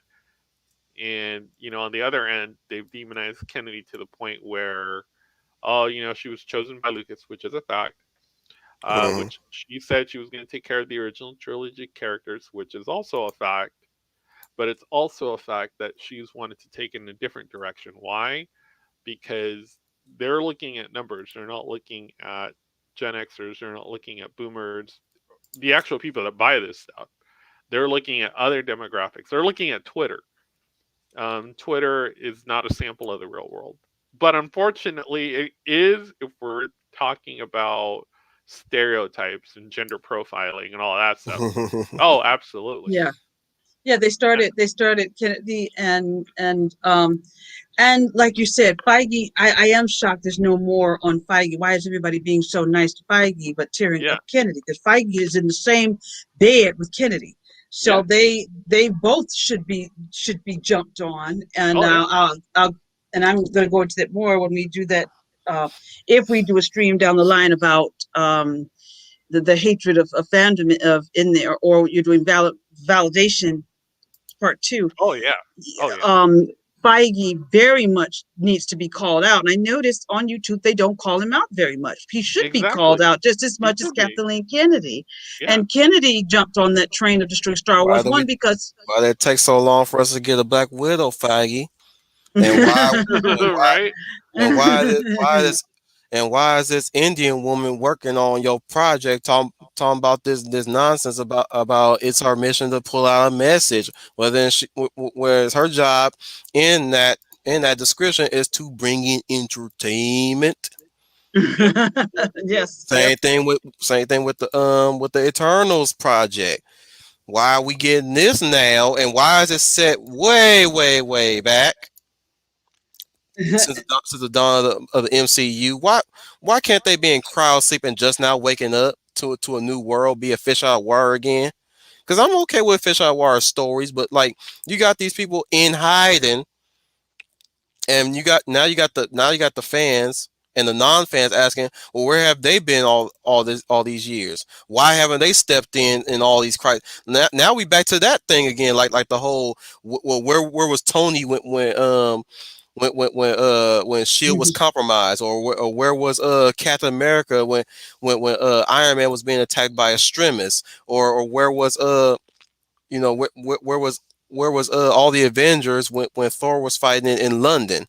Now Oh, we're back to that, but on a different level now. Like why haven't they been stepping up since the Avengers level threats that came about? You well, know. I'll tell you exactly. this. Or what? I mean, I'll tell you this. The popular YouTubers focused on Brie Larson, and they didn't focus on Kevin Feige. It's kind of like the whole Snyder thing. I mean, they were giving Snyder glowing reviews and a glowing pass because his daughter did what she did. I'm like, you know what? Um, that's neither here nor there. Um, they didn't go after Joss Whedon as much as I thought they should have because Joss Hmm. Whedon turned Right. this league into Avengers Assemble is what he did. hmm Um, you know, popular YouTube, went after Christina Ariel, when she made her comments on Twitter. But again, not focusing on people like Iger and Chapek that allow Kennedy to make these type of decisions because again, we're not holding the actual people's feet to the fire. We're focusing on the lightning rods, and it's like, yeah, the lightning rods are going to make bad decisions, just like we said. There's always one in the group, but we're not addressing the problem, which is if we want to be taken, seriously as as legitimate fans or fandom, then the obligation would be to put the responsibility on the people that are actually letting those people make those decisions. Because I at the think very end everybody of just the love day, listening to us because the chat went silent. oh yeah, but you know what I mean. It's We're one just of those. hypnotic like that. We're Well, magnanimous. it's one of those things where if a popular YouTuber says this, so then it must be so. And then since they're all about again making YouTube ad revenue, then they all pretty much parrot the same line, and guess what? So then it must be true. So Hmm. because I was on that boat too. I mean, I did despise Kathleen for some of the decisions that were made, but I mean, in retrospect, I mean, where was all of those? Where was all that messaging coming from? It was coming from the popular Twitter geeks, is what I would call them. Hmm. I'll admit that I was on that boat too. Yeah, I mean, here's the thing, like, popular Twitter has not focused on any independent creators. I'm sure there's some. Um, and like I said before privately, there is that space. With all these stereotypes going around left and right about how, this woman's an idiot. Well, she's not an idiot because she's going after the agenda, and the agenda is to go ahead and push this stuff onto the kids. And so, I mean, they're being very effective. I mean, while we think that The Last Jedi and Rise of Skywalker and you know, uh, Force Awakens were terrible films, guess what? They weren't aimed at us. They were aimed at very impressionable, very young people. Right. So while they don't understand the message in and of itself, they're watching, Ray and they're watching Kylo play out on screen or whatever. And, we're basically saying that if a dude hates you, Kylo, then he must really be into you. It means he So likes we're you. already telling, yeah, we're telling these impressionable young girls who may be as young as 8, 12, that those are the types of men that you Like you should should go be after the gravitating ones that are towards. willing to While really slap a what we're woman saying is, around. while really what we're saying is, as a feminist, you should love getting into abusive relationships. You know.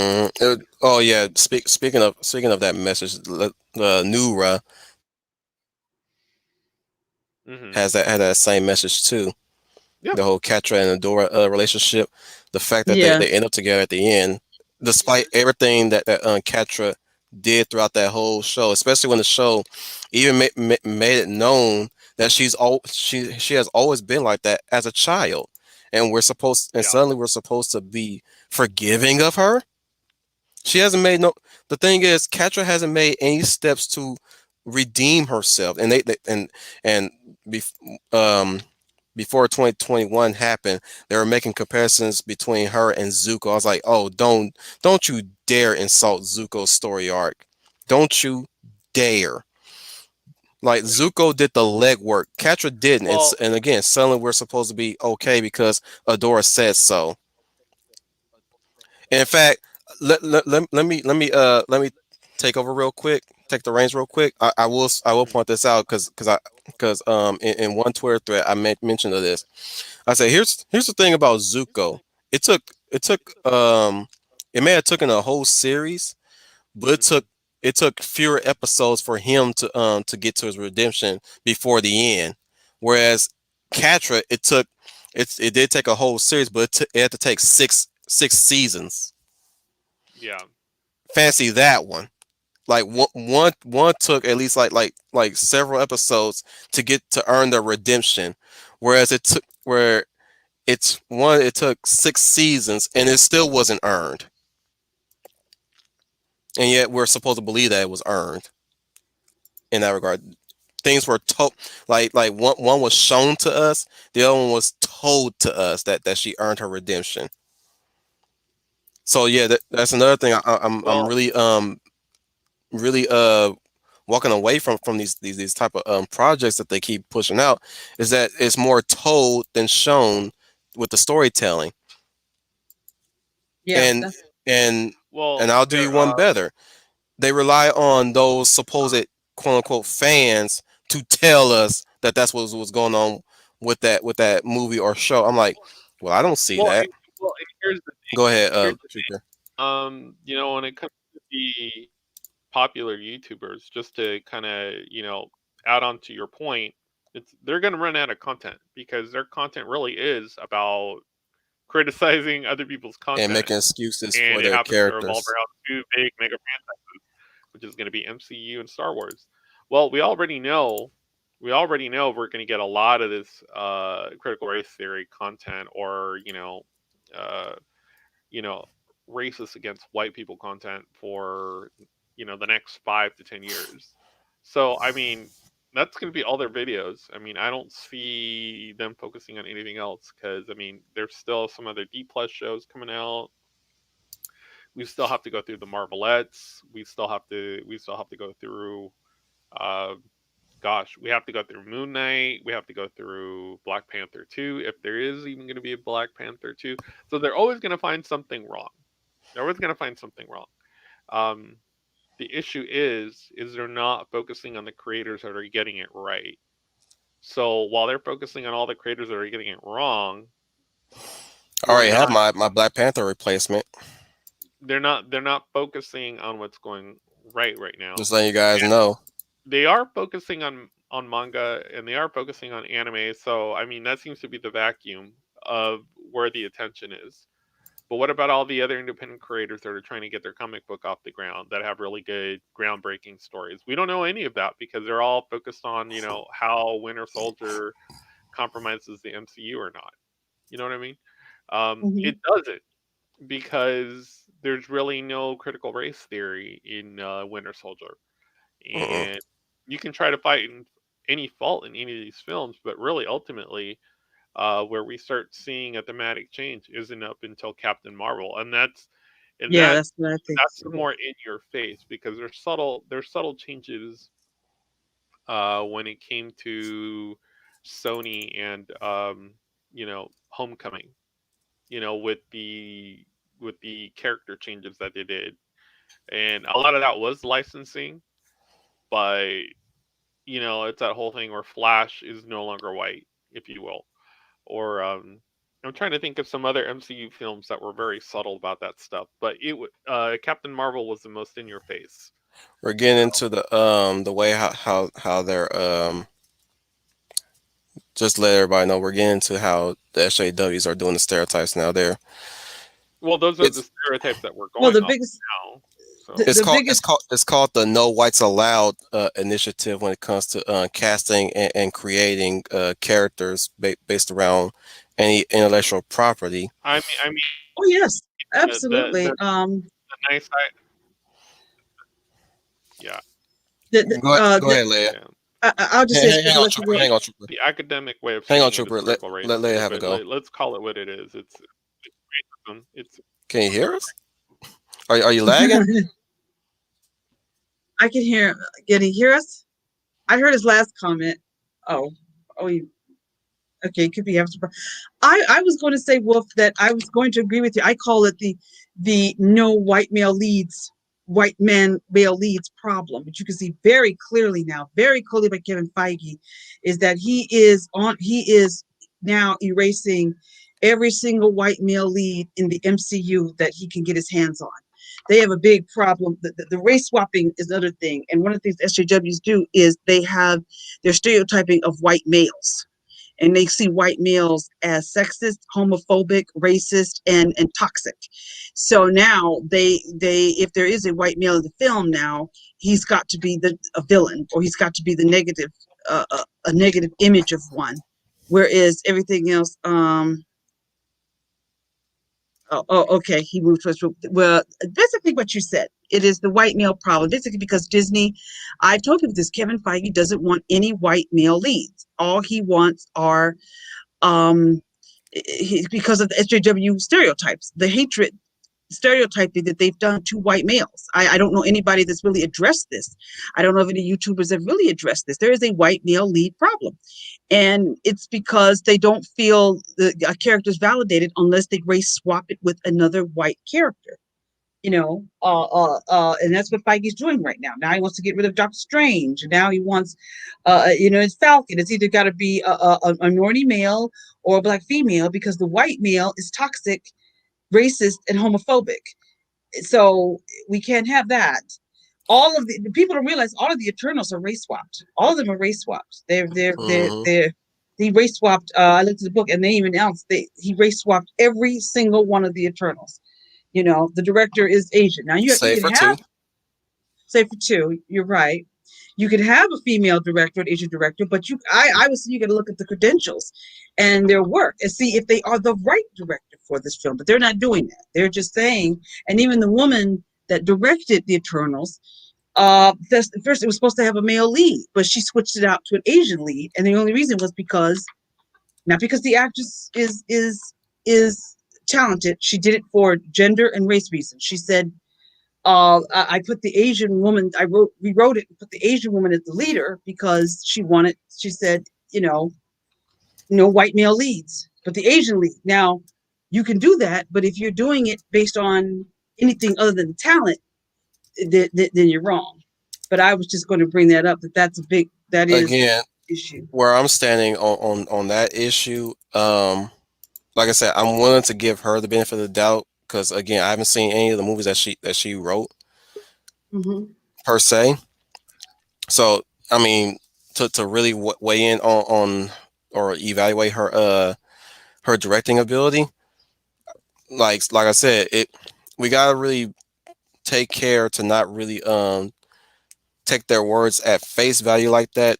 Like for all we know, they could be cue carding on Could that. be.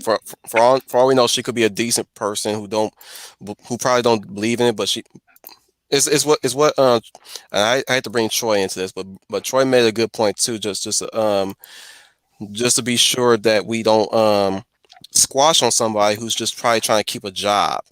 You know what I'm saying? They're saying things just to keep their job, which I thoroughly understand too. I I, understand too. Hmm. Yep, I understand. I thoroughly understand that maybe that's at least until they can have a way out.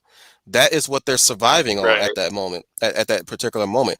For all we know, that's all she can be surviving on just staying working. Granted, she can still she's an indie director, so she can always go stick to that. But like maybe the indie market right now is not really as fruitful as many people are making it out to be. We don't know that factor yet. We don't know how much indie movies make on their own time because they're indie movies. You know what I'm saying? Oh well, yeah. I mean, an indie movie is going to have a smaller budget regardless. I mean, look at the. I'll use Captain Marvel being from a big movie house. I mean, they got 160 million. An independent film is not going to have that kind of money. So So that's not. So I'm not gonna just go out of my way to and I probably did in the past, and if I did, I'll renege on what I said. I'm not gonna go out of my way and call her a coward or a what's that word, quisling, if you will, hmm because again, for all we know, she's doing it to survive in the industry. To that hmm regard. Now we can be upset about her at the fact that she said it, but keep in mind that she might not be one of those. It's just like Ron Howard in the situation with Gina Carano. I don't mean to bring up the Gina Carano situation. He's playing for both sides here. Same thing with who else was playing for both sides in that ordeal when that happened. with the Corona situation, Yeah, not that many people. just Howard I then. mean, everyone was on the Gina train, and everyone everyone was pretty upset that it came from Hmm. Kathleen Kennedy's people. And Gina even said that she didn't find out personally until she looked at her Twitter stream. But you know, Right. case in point being is that you have uh, the argument could be made that while Twitter excels at what it does on Twitter, it could be said that these YouTubers excel at what they do on YouTube. So, I mean, you can pretty much cherry pick your opinion at this point. Uh, Hmm. Given the Daily Wire interview, I tend to be of the thought of um,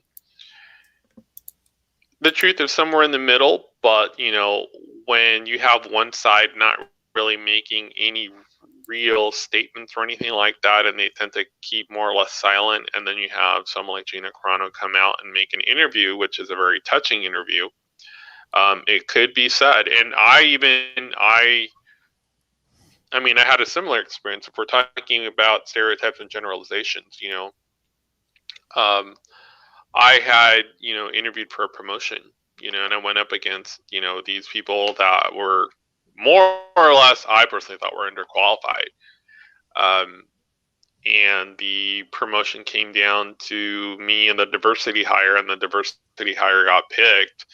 And I'm walking in, I'm suited up and everything, and I'm ready to go to work, and I'm ready to have a good day, because in my mind I'm trying to tell myself, hey, regardless of what happens, I did what I went out and set out to do, which was I let these people know that I'm interested. I have the ambition to go ahead and to increase my role, to definitely put myself out there. to, give my best foot so that, everyone in the chain of command knows that I'm serious about this stuff and this is something that I'm choosing to do, since I'm, in this job role. I walk into work and I find out from everybody else that the other person was hired. I didn't find out from any of the commanding staff. So, I get pulled in and I'm like, I was like, thanks, but no thanks. I already know. And, they were like, well, how is it? I'm like, because of gossip.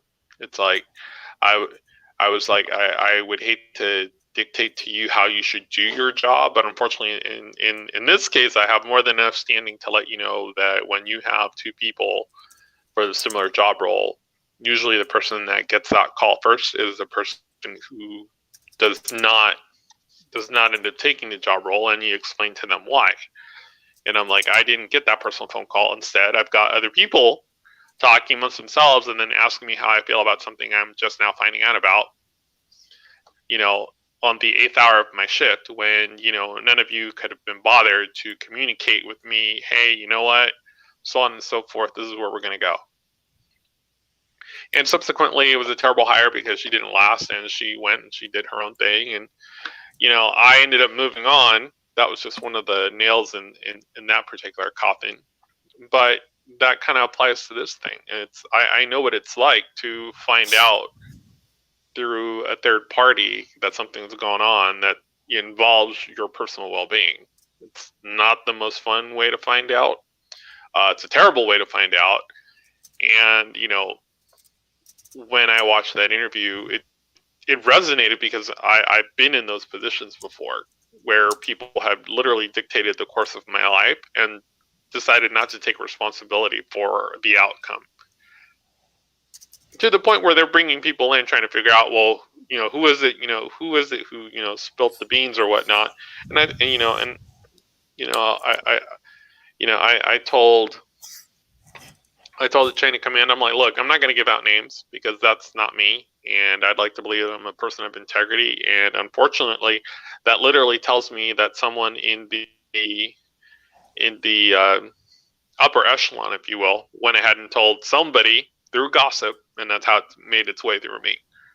Or better yet, you went ahead and you told that particular person, oh, by the way, you got the promotion, and that person went ahead and told everybody and their mom and wasn't professional about it. So, I mean, that tells me the type of character that you're looking for. So, and expanding on it a little bit further, then it became this whole, Kathleen and Favreau thing. That may be true, that may be not. We don't know.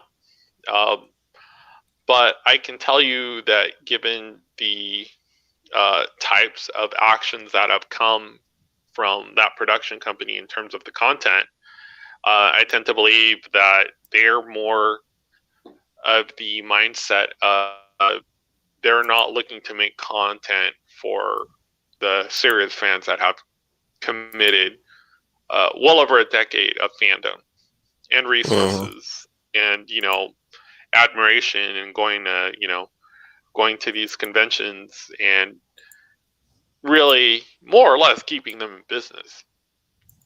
It tells me that the content is now oriented towards people that can take it or leave it, because that way they can just keep churning out the content and they don't have to worry about the quality of the content, because then the subsequent, the subsequent responses, well, if you don't like it, Leia, what are you going to watch? Why don't you like, Sam Wilson with, special guest star, Bucky Barnes? You should like it.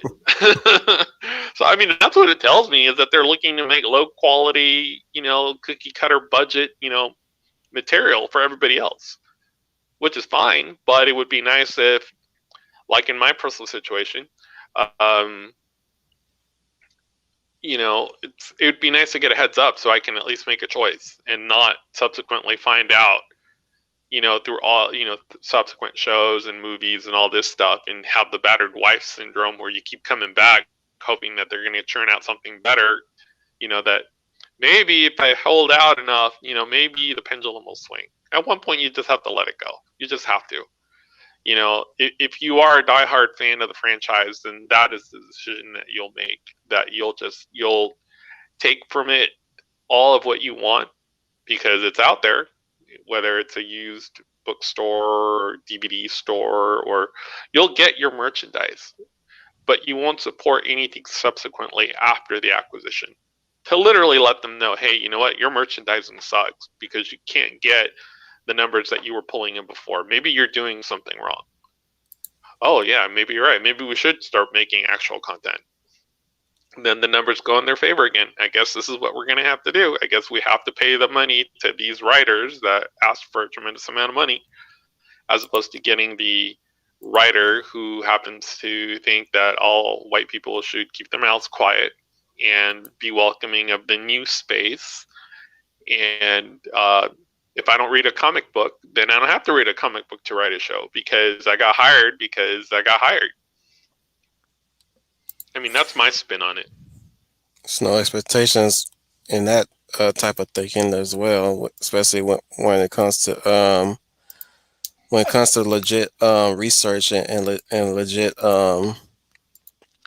legit practice into writing. Oh, How do you with that being said, True, not that you bring that up, the whole fact that I didn't read a comic book, but I at least I got in. mm-hmm. They're not gonna have that same. And eventually, that's gonna pour out into other forms of media that they want to tell, like the situation with Raya. I point this to I point this out to a YouTuber that cosplay for the video. I'll link it to you guys to have a look see. But they didn't even get the authenticity of the East Asian demographic Yeah, correctly. So yeah. so I'm like they really need to be on their they really have to be on their P's and Q's if they really want to be legitimate and transparent and of course honest to whatever demographic they're trying to appeal to, because you guys are not even doing that right. In the case of Disney with Raya, a lot of East Asians say that, you know, I'm generalizing. Let me stop. Let me pause and Well, recorrect that's the theme of the show. So and recourse myself through one East Asian. I'm not going to say that she speaks for all, by the way.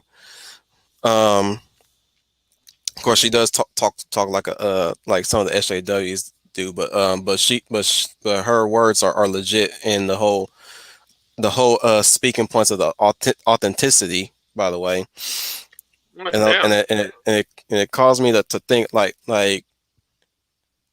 what they're doing with our pop culture and our heroes.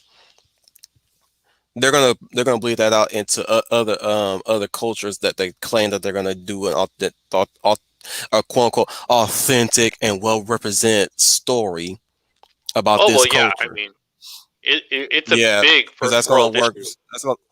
That's gonna work so well with this whole Black Queen in England. Oh yeah, it's a big first world issue, and a lot of these first world countries are having this problem. You're not seeing it in second or third world countries. I mean, in a second or third world country, I mean, you're more worried about what you're going to eat the next day, or you're growing your own food, or if you're a farmer in South Africa, it's one of those things. Am I going to be the next victim, of the violence that's happening? So, so yeah, you're seeing it in the first world because again, we have the luxury of being able to do these things without recourse, or rather, without having to take any responsibility. And that's only going to last for a certain amount of time before things, take a turn for the worse. And the one thing I don't think gets talked about so much is when the pendulum swings from uh, the SJ Hobo's favor.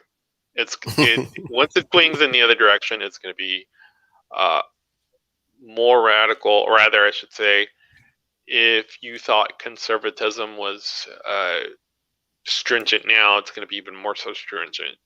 I don't know what that looks like. I kind of have an idea of what it might look like, but we won't know till we get there. Hmm. So, uh, If we even live that long. I mean, well, yeah. I mean, there's so many different things around the corner uh, right now as a country. You know, we've got 2030 that's going to be coming around the corner, and of course that involves the Great Reset.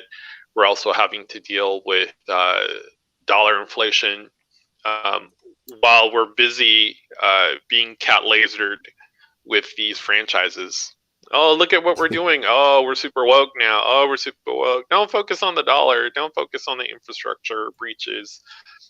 You know, don't focus on the fact that the largest meat distributor just paid 11 million to some covert entity that coincidentally they found their Bitcoin address on a Bitcoin server, which is not something that would normally happen, especially if you dealt with cryptocurrency before. So I mean, while all these things are going on in the background, everyone is fixated. Oh, look at what they're doing to DC. Oh, look at what they're doing to Marvel, which is great. We should be having those discussions. I think we should, because we need to be able to have some form of academic discourse. Get back to Because me. again, Get back to me while I'm writing furry robot jocks.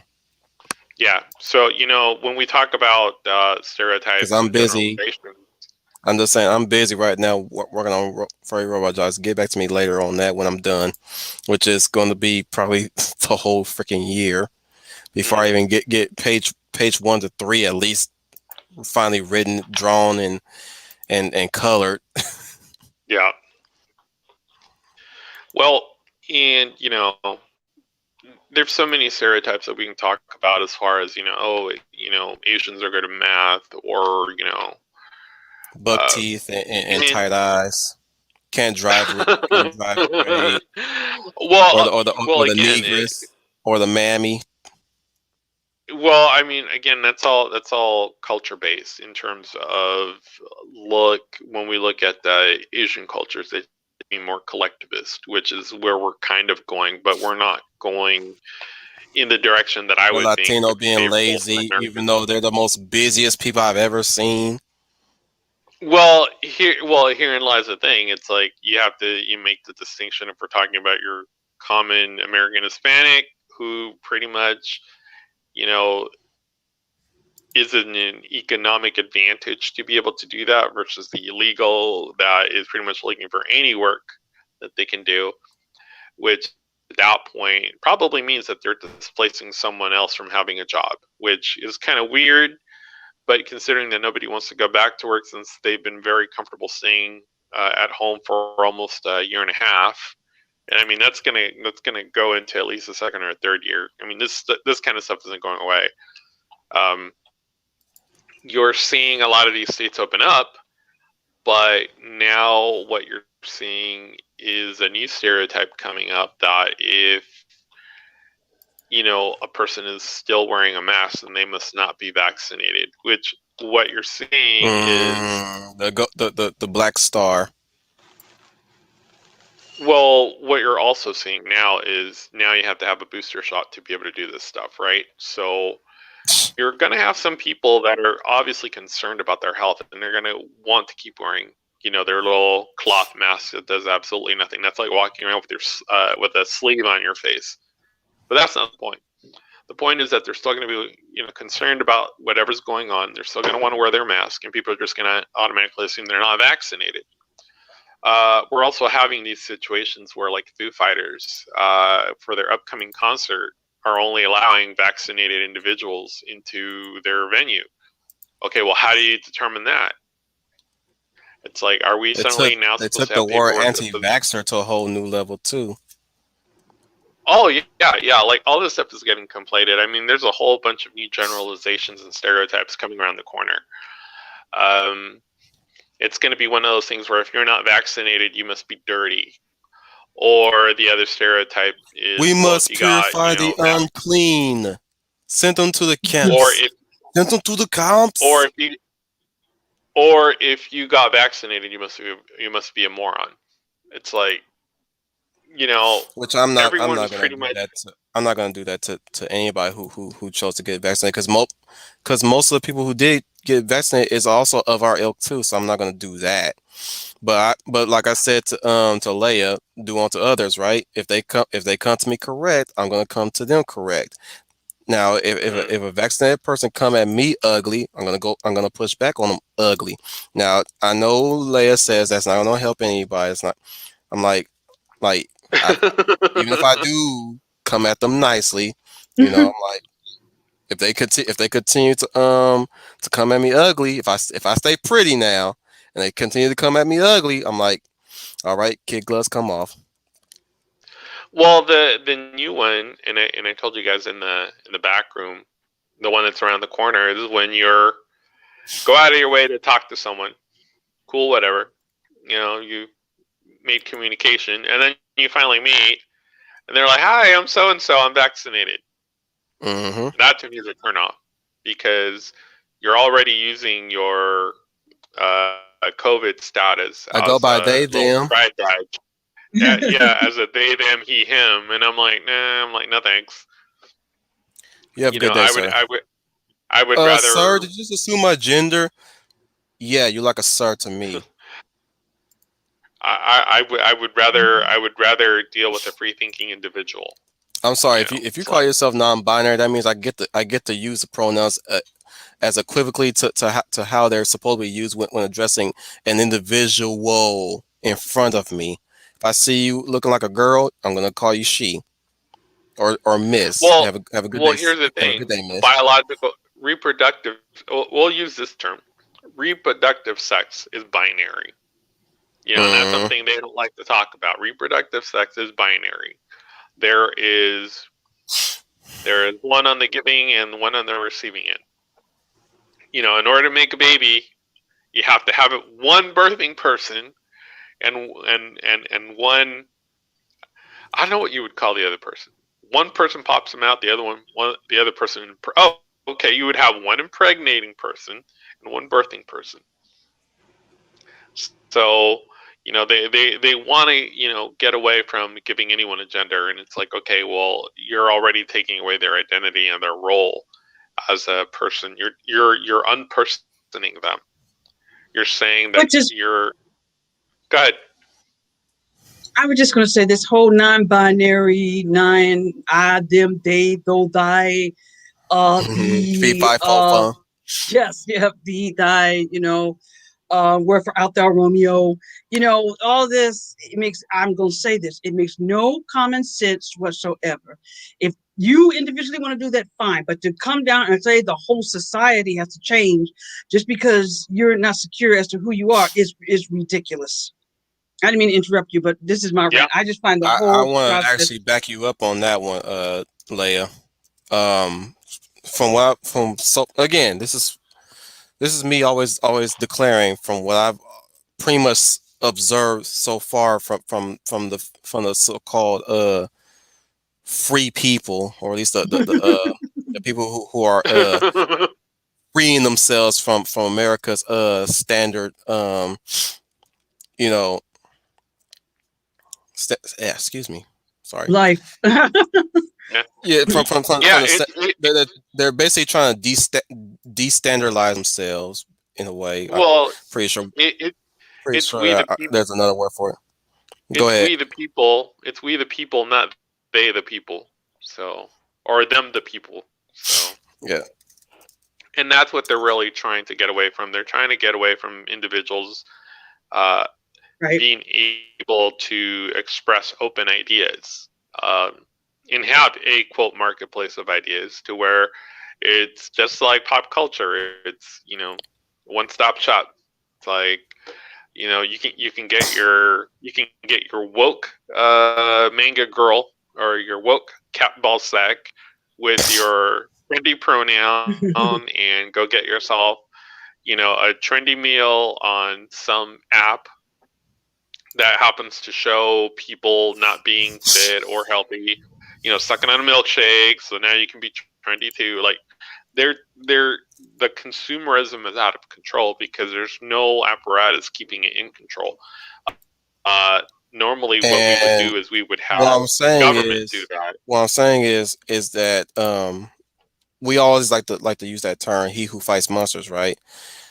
They push back and they end up becoming the very monsters themselves. Now it's like they think that they're in the right by mimicking the oppressors ways of doing things. So now that they want to go by they them whatever, now they are demanding that you give them that outreach, which is a load of baloney. Same thing with the trans community, where they think that they can dictate to you, the parent, that your child has to be trans.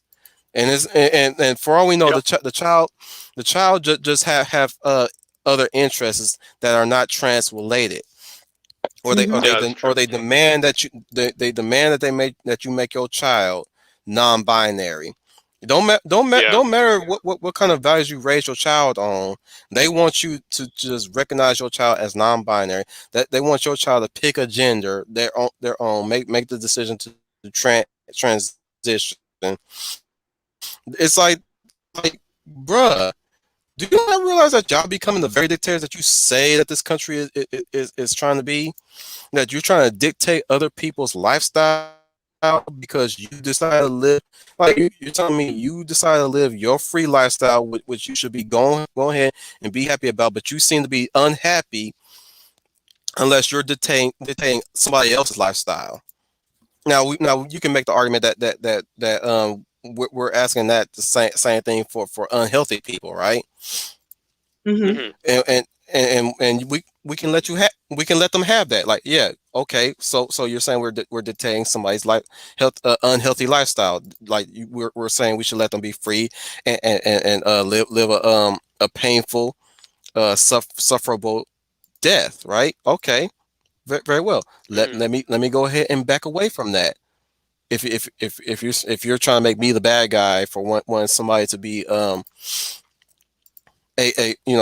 a model citizen, or at least a person who wants to take responsibility for themselves but don't have the encouragement to take for responsibility for themselves. Okay, fine. I'll back out on that one.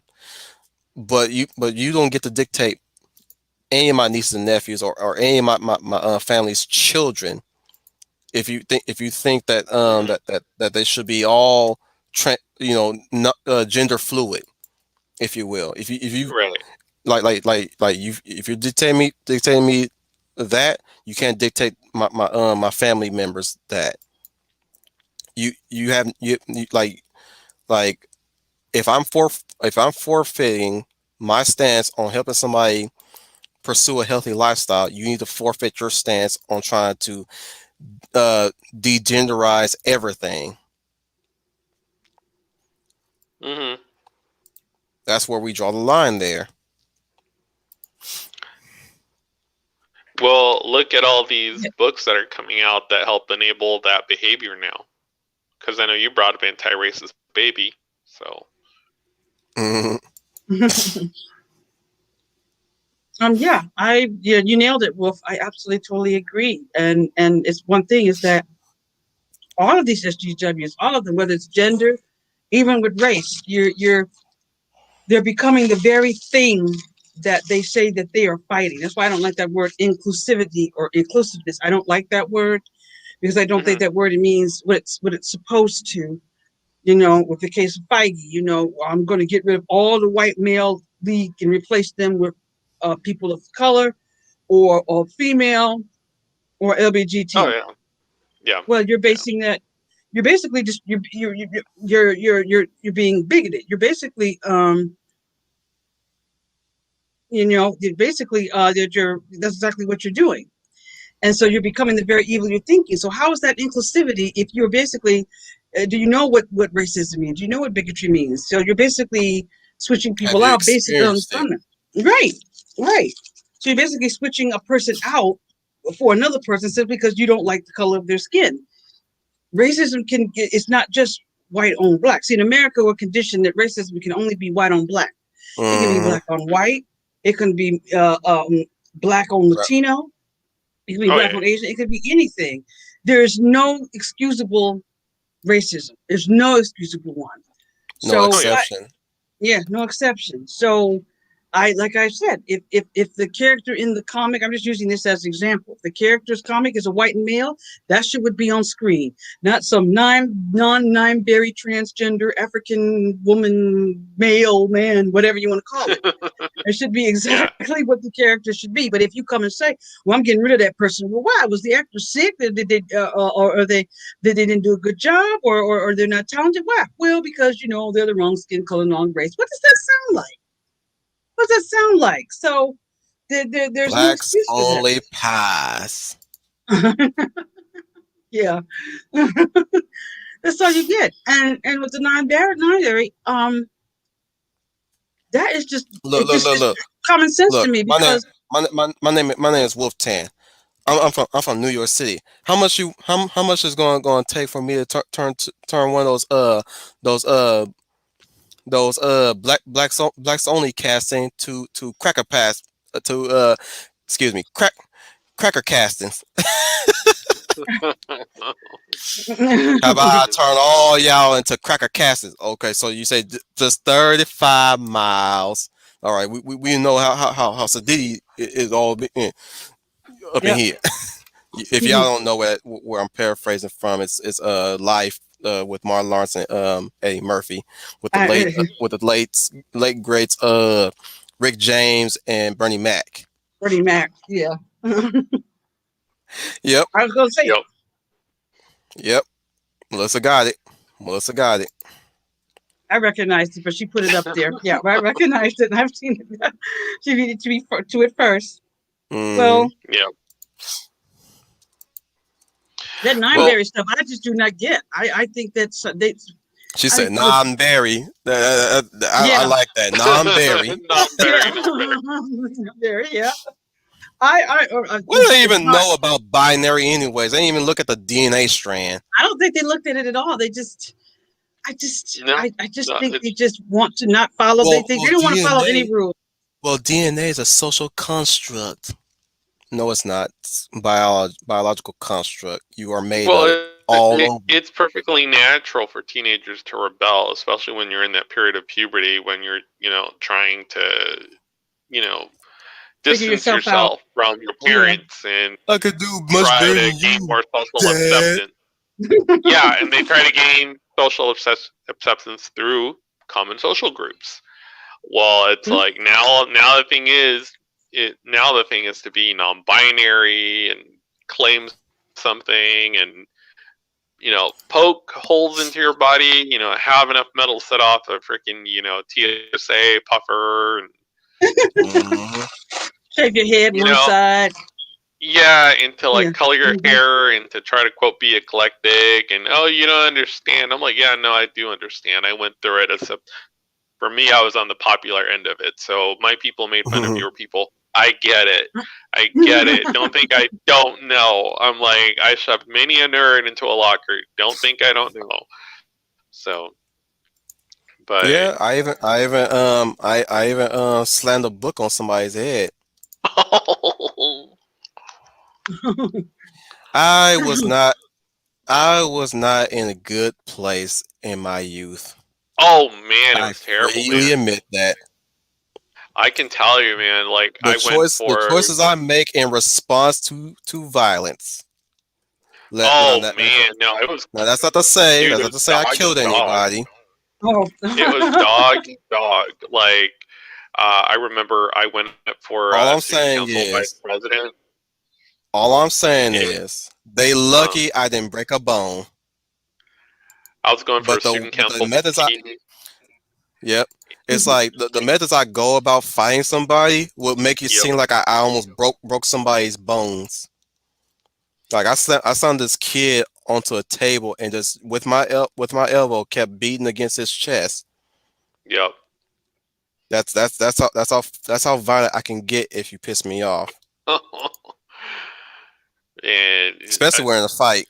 I just like bite you, punch you, pinch you, stab you, whatever it Oh, takes for a okay. man to not exist anymore. That's what I'm gonna do. Oh, yeah. okay. To quote life again. Sit on you, stomp you, whatever it takes for a man to not exist anymore. That's what I'm gonna do. You know, you push my buttons, homie, pop. Oh, there was no cut off the cornbread. Yeah, don't touch my corn. But yeah, Yeah. Yeah. Uh-huh. it Yeah. it's all about being you're either in the in crowd or you're the out crowd or you're not in either. So it's trust. I definitely know that dialectic. I mean, I was in the in crowd, and even in the in crowd, there was infighting. Like Mm-hmm. when it came There's down to always student infighting council in any VP, community. yeah, when it came down to student council VP, it was between me and the freaking it was the quarterback. But the problem is he had originally gone for VP. Is the person who was running for VP of student council, kind of like fell out. He didn't want to run for it. So I ran for it, but I was going to run for treasurer, which I did anyway. And trust me, that was exciting in and of itself. But like him and his dudes went and started tearing down all my signs, even though all my signs were very well put together. I was like, man, I'm like, y'all are just being. I was like, you know what? I can play dirty too. I was like, I'll play dirty. But at the end of the day, it ended up being the student advisor who actually made the decision. Forget the voting. I was like, I can ballot stuff. I know how to ballot stuff. So, but yeah, no, and We that's what all it really live comes down to. interesting lives. Yeah. So it really does come down to what the crowd looks like in 2021, and the in crowd tends to look like having special pronouns, having some Mm-hmm. form of well, oh well, I have what is that? I have social anxiety, or you have some form of what is it? I have ADD, I have ADHD. I'm like, okay, there are people that actually do have that. There are people that are dyslexic. It's like you're trying to gain brownie points with your in crowd. And like, why is suddenly your in crowd all claiming to have all these you know mental disabilities when statistically it's very improbable that you all do at the same time. It's like, especially when we know what the numbers are on dyslexia and stuff like that, or I have MPD. I actually knew someone who claimed they had MPD. I'm like, you know what, you can claim to be multi personality, whatever, do what you will, like that's all you. But that was at the end. That was at the beginning stage of all that woke stuff too, because that person went on to do all sorts of things to their body, and I'm like, okay, if that's what you want to do. It's like I'm not going to say no. I mean, you are in a quote free country, although free is not free. Free comes with consequences. So, Mm-hmm. Well, that's but and that's what media is pandering to right now. They're pandering, like you said, Trooper. They're pandering. They're targeting everything to the younger audience because your mind is still very much could be influenced, and that's why Targeting they're taking all minorities these. too. Remember that new oh yeah, Flash announcement yeah. Oh Oh, I yeah, saw that. yeah. Oh good. Yeah, I saw that. I hardly.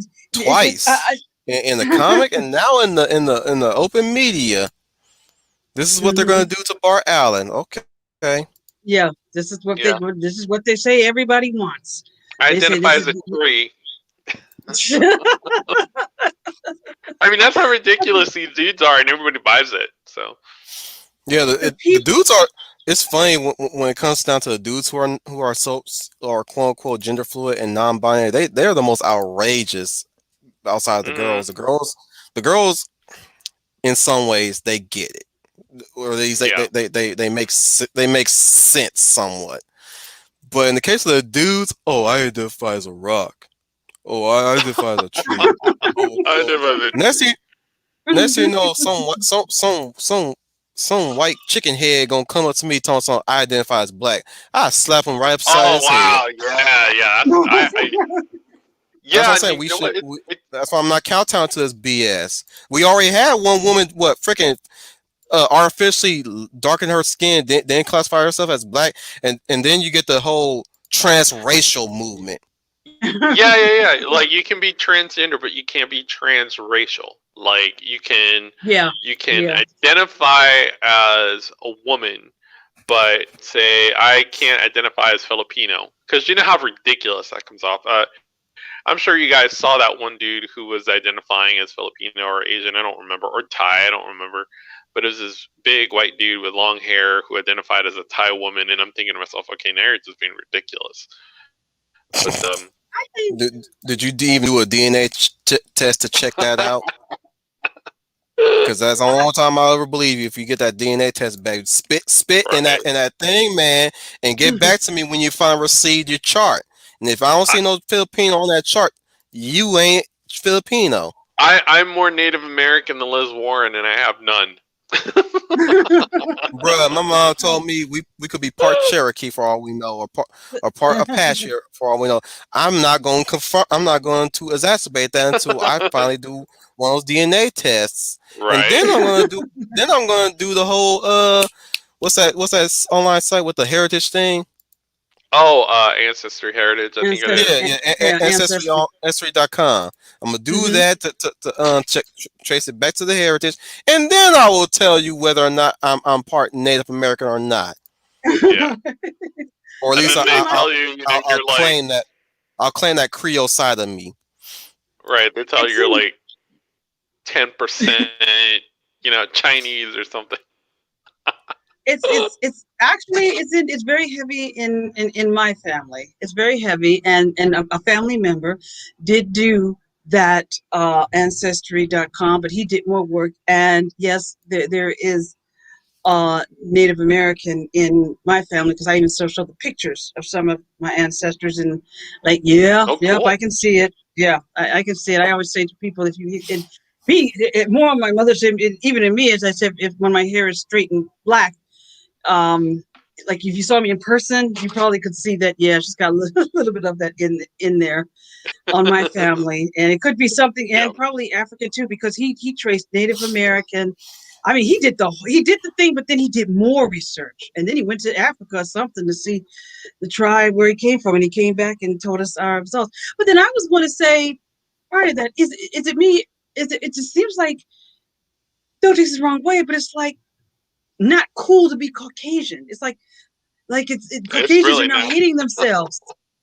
Yeah, It, Caucasians are hating themselves. I have a coworker that I talked to the other day, but she is she's Lebanese, or she was born in Israel, and she still has family there, right. so so they're just going to Right. live. But she says here, it just seems like it's a shame to be Caucasian, or it's a shame to be white. Oh, it is. It is because Yeah. you can say black power, but you can't say white power. And so you Yeah. say white power, and it's like, oh, you're a Yes. Yahtzee, and Oh, the KKK is like I gonna was gonna telling kill us Wolf, all. yeah, Yeah. and I like, Hmm. and just like Wolf says, I want to be like, yo, pump the brakes. First and foremost, let's put this into perspective and let's frame it. We're talking about, we're talking about these crazy dudes that put on some hats to go and scare the slaves, or, well, not the slaves, but actually, yeah, because Free it was in that blacks. time period. It was in that time period where we were actually getting away from that. But guess what? That was part of the Democrat Party, and they don't like to visit that. Um, Right. Right. and at the same time, it's like, you know they also don't like to talk about how, um, when it came I try to to, bring up the facts about Joe Biden, and my mom still says she's still gonna try. I don't know if she voted for him or not, but she said she was gonna throw in her support of Biden because she didn't want to support the other guy. Anyways, I'm yeah, like, and I think, but mom, he's really affiliated with the KKK. He says terrible things about black folk on screen. He says a lot of yeah, terrible things about every minority on screen, and you still want to put your vote in? Yeah, but the other guy, you hear what he said about black folk, like look at it both ways, mom. Look Hmm. at it both I'm like, you can't. ways, I'm like, you can't have it both ways. We were talking about Yahtzees earlier, bruh. I'm in the not back afraid to room, and admit I'm that, and I'm I thinking was to willing myself, to look look. I'm gonna be real with you guys too. I was almost on Biden's side until I heard what he said about black folk up in front of black folk face. the whole you ain't black. I was like, Yeah, nope. you ain't look. Like, nope. You didn't know That's you didn't racist, know you weren't. You didn't know. bruh. It's like Bruh. When it came down to it, whiteness is acidic. It's in a research paper now. I'm like, oh wow. I'm like, so now because it's in a research paper, it must be true. I'm like, all right, that's like me saying the sky is blue, but you don't believe it until it's in a research paper. I'm like, okay. It's like, hmm but I mean, So as that's soon where as we're I at. saw him It's did that, confirmation right in front, bias and now. look, the black, who I don't know who that person is. He's a real. He's obviously a real personality, but like he said that in front of the dude. He didn't even stop the show. He kept going. So like, okay, I know you. What was I it? know It he got was you like a Tyrone something Biggums Pharaoh. type Something person. Pharaoh. Yeah, I No, thought there was. I wonder how in the world was it Sierra, not Sierra, but Cardi B. Didn't she interview him? I said, how did Cardi B interview Joe Biden? How did that happen? She's not a news Uh, reporter. well, well, they obviously they gave her song of the year, so I mean that must have been the hook right there to get her to do it. mm-hmm, But if you paid mm-hmm, Okay. attention, if you paid attention to the interview, she wasn't even interviewing Potato, President Potato, or the Patatas. She wasn't even interviewing the Patatas the whole time. Cardi B was talking about Cardi B. I mean, I know more about Cardi B's booty hole than Joe Biden in that interview. Like, let's be And yet, real. I mean, that's all she went on about, and I'm thinking to myself, how is this an interview? It's like yeah, mm-hmm. that's what I that's like said. how that's like how I asked you a relevant question in the back room. Meanwhile, Ice Uh, Cube, Ice Cube's Uncle Tom for even talking to the other guy. Yeah, yeah, yeah. like you He got like ripped. and see that's where I happen to think the black vote is very unique because you know being in a situation where you're co-opted by literally almost one political party, what has that political party done for your community? That's not saying that the other political party is any better, but as a community, how are you going to vote in terms of trying to bring the most prosperity to your own community? I mean, when we look at the Hispanic community is more worried about the Hispanic community than anybody else. Same Mm-hmm. thing with the Asian community. I mean, once we start subtracting, American ideology, guess what? Everyone starts to kind of group up again. So, you know, the the black vote should be interested in what's best for the black community to get them out of the economic rut that they've been put in for the last 20, 30, 40 years. Once we start talking about uh, what happened after civil rights, and once we start talking about affirmative action, like what is the black community going to do as a whole to try to uplift past that? Because like I said before in the last stream, Jay-Z and Beyonce were all about pushing back against the establishment until they became the establishment. Now they pretty much Mm-hmm.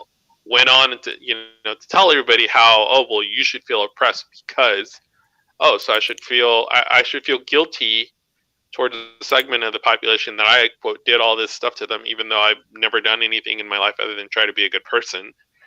While you're twerking and gyrating, at the Super Bowl in Black Panther And Black attire, Panther. in Yeah. blonde hair, in Yeah. blonde hairball. That's not to talk about how the other girls had to purposely be tanned so they could look darker to make Beyonce look whiter, if you will, Oh, or lighter, speaking of, because did there is that anybody within. I was gonna speaking say of there is speaking of that speaking of within the tanning, or at community. least sorry, Trooper.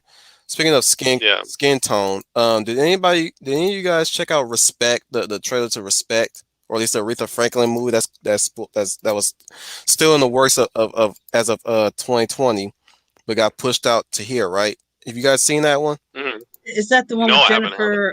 Jennifer, I Hudson. forgot. Yeah, I Hudson. haven't seen. Yeah, is that it? Yep. I'm Oh, very I. conf- I'm very conflicted about that movie. Really? Oh, Very, very what? much so. See, here's the thing. Jennifer Hudson is a very talented singer. I don't know what song she Hmm. sung, but like I love her voice and everything. I mean, she was in that shitty Cats movie. Yes, sadly.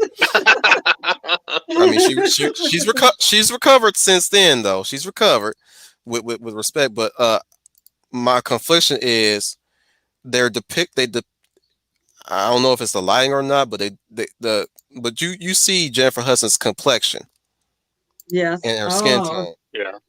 when she's playing Yeah. the Queen of Soul, if you will. Mm-hmm. Hmm.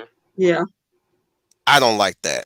I don't like the fact that she's been portrayed as this dark skinned black woman. I was like, wait a minute, be- I'm this is good. This is my main criticism. I'll change my tune if I do go into looking up Aretha Franklin's likeness Hmm. in the photos and stuff. But majority of the time I've seen her, she was of a lighter skin tone. Oh yeah. Now I don't know if she ever looked like that in her youth, but it seems like they're depicting her as this dark skinned black woman. Now I don't know Well, if Leia you've been on an uptake or Trooper if you've been on an uptake, but they seem to be erasing light skinned black folk too. They well, seem what they're doing, what they're going doing, back. and for Sorry, Trooper. anyone who's Hang okay. on, Trooper. Hang on. Let me point this out too, and I made a point of addressing this earlier in the beginning of the stream, saying that they're pushing other stereotypes, the SJW stereotypes that we know are malicious. The fact that almost every black person that they want to portray in media for my representation is dark skinned black folk only. Oh yeah. When Oh we've yeah. all when back Darker then the we've had a better. variety of darky is better. The darker the better. Hmm. But what Yep. I'm saying is we had a whole host of different skin tones back then in the media, and of course from what I'm gathering, light skinned ones are portrayed to be lesbian in some cases. If you got a light skinned person on screen, they're most likely lesbian. But if it's a dark skinned one, they might be straight or sometimes lesbian. But majority of the ones that are lesbian and black are light skinned ones. But if you want to portray Well, a certain figure, apparently a historical figure, they have to be dark skinned. Go ahead, Trooper. well, that's going to be unique to the black community because I mean, in the black community, and even I know this because of just everything I've observed and in having conversations that Night, Brian. you know, previously in the black community, if you had lighter skin, that was more desirable. So now what they're doing is they're going the other spectrum where in order to make someone feel oppressed, they have to play up the stereotypes. So now that's what you're seeing. And you pointed it out. They're going with the darker tones while not so much demonizing but disparaging having a lighter tone. So and I don't know where that's going. I really don't because I'm I not hope I'm black. So I'm hoping but I'm I wrong. mean I I'm hoping I'm no, wrong. you're I not. hope You're not because I I'm mean, just it's saying been I'm going on for a while. hoping I mean, because I'm a state where most likely will lead yeah, back to, which is yeah, dark skin versus light skin when it should never have been a dark skin versus light skin. yeah, You seen it in the media too, even in the back in the days in most black films. There's always this whole talk about, oh, you light skinned brothers always taking all the good females, or you light skinned black girls always taking the good men, stuff like yeah, that. yeah, yeah, yeah, yeah, yeah. So it's gonna be like that if they keep that up. Like they're gonna say that dark skin trumps over light skin, Yeah. which if I was if I was back in the market, right? Like, I had to think for a Freudian minute what I slip. was saying. Freudian slip. But yeah, like if I was back in the market and if I was like in pursuit, if you will, Hmm. Yep. they would automatically reject me, saying, "Oh, I don't like light skinned dudes." Because I am of light skin, even though if I step out in the sun, I get a little shade of brown. I'm caramel Which is fine. until I Yeah. Well, until I that. step I out. mean. I'm caffeine. I'm gonna be a caffeine. Now, Trooper. I know you want to throw more of your 2 cents, but I want to hear Leia's perspective on Yeah, I this want one. to hear Leia's opinion. I do. Well, back in the day, um, with me, it used to be light skinned. A lighter was better. I know growing up looking at films and movies, when a black actress was in a very lead role, a romantic role, it's usually a lighter skinned actor. She was lighter skinned or more acceptable to a white audience. Halle Berry, Tandy Hmm. Newton, Yeah. Zoe Saldana, are black women that were not stereotyped. So they weren't they weren't in the hood or ghetto or any of the things the darker skinned actresses had to play. The darker skinned actresses were more of the stereotype, Right.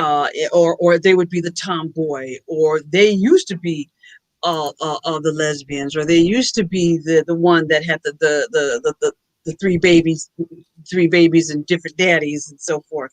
But the lighter skinned women were sexy, Hmm. were uh Homely. homely. They were sexy. They were rich. They were considered to be beautiful or wealthy. I think about Just Right. Yeah, Queen Latifah, and then the actress that played her sister. I forgot her name that quick, but gorgeous. Gorgeous and beautiful. Whereas us dark Right. skin. Now I'm kind of the shade of you, Wolf. I'm kind of a, maybe you can see my picture, but I'm kind of a caramel toasty kind of Hmm. girl. Well, When you step And toast outside, you caramel. caffeine. yes, Or exactly. you go to, or in our case, Leia, if we go to the beach, we come back at least dark chocolate. Yes, exactly. That's what I happens. remember. I remember when I went to the beach. I came back. My mom was like, "You dark. You darker than the night." I'm like, "Aw, don't rub it in." Yeah. Same here. Ye- Same here. You're right. darker than the night. Same here. So I was you like, like, kind of, like, like, it's because we're in, That's hilarious. we're inside. I'm actually darker than I normally would have been outside. I'm still brown outside, but when you come in, you talk something darker than night. I'm not that black.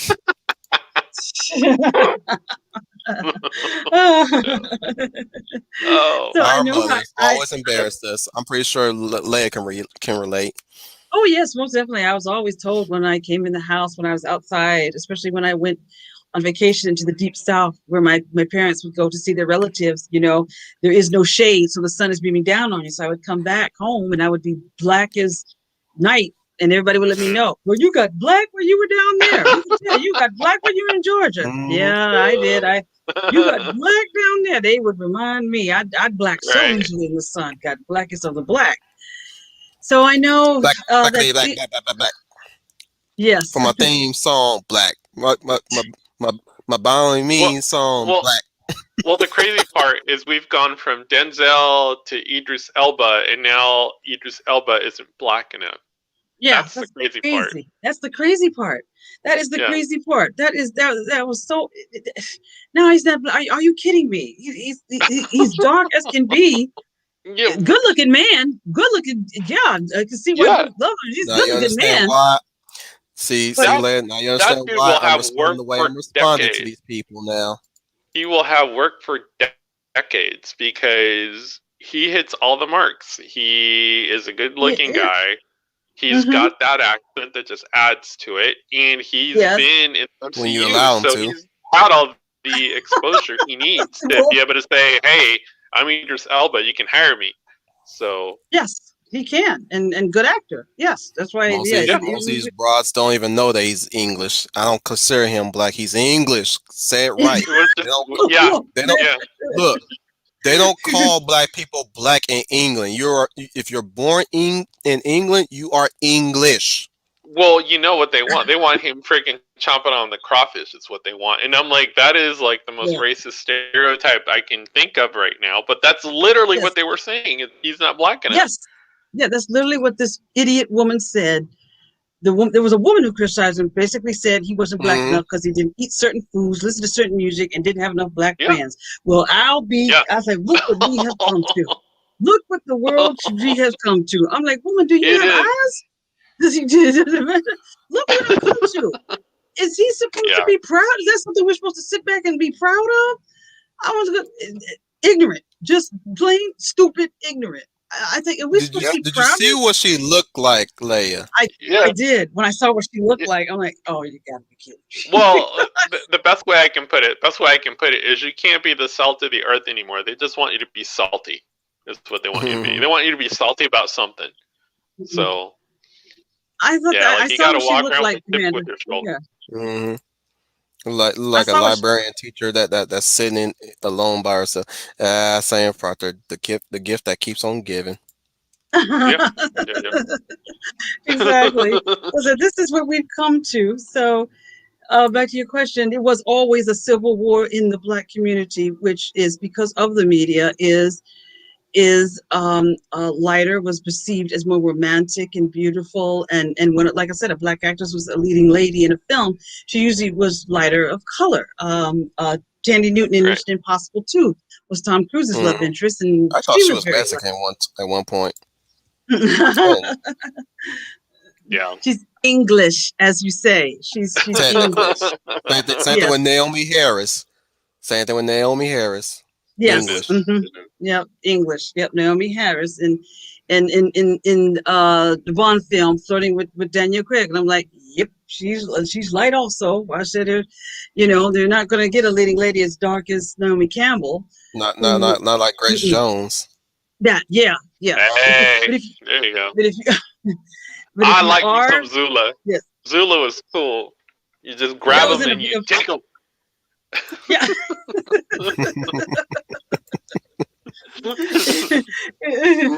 exactly. But Yeah. they weren't going to let a light skinned woman do it. They gave it to Grace Jones, which is not knocking her. She was great in View to a Kill. But yeah, for a long time that was the stigma. Now, like you said, in this crazy mixed up SJW world, the lighter skinned woman is now the deviant. She's like you Oh said, yeah. the lesbian, the transgender, um, uh, um, The psychopath non-binary, or all that something, stuff. Yeah. non-binary kind of thing. Now they're doing it like that in some cases. So We'll have it to keep doesn't an make eye it. on It's like Photon. common sense. Yeah, we'll Yeah, have to keep an eye on yeah, Photon now because now that Wolf brought that up, now I'm going to be very curious to see what they do with the yes, marbles and how they're portrayed in that film. Given yes. that you're That's going it. to have two different women of color, juxtaposed Brie Larson.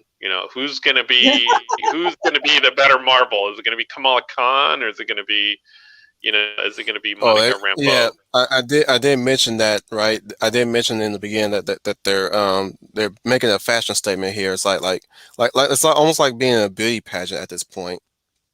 Yeah. Yeah, Hmm. Pretty much, it's going to be like that. It's going to be just like a complete beauty pageant where everybody's competing for who is the best oppressed at this yeah, point, and who's going to get the dog bone flicked by the master.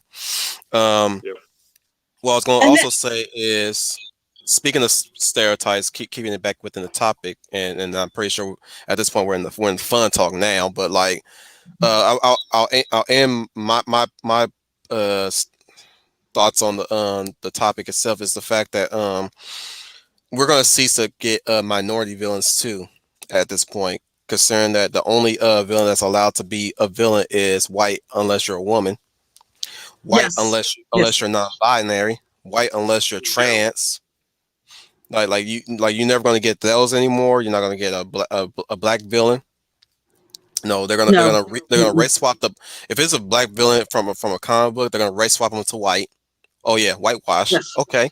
yeah, If it's a Mexican villain, oh yeah. Rest assured, they're gonna race swap that one now because we're not gonna get those anymore.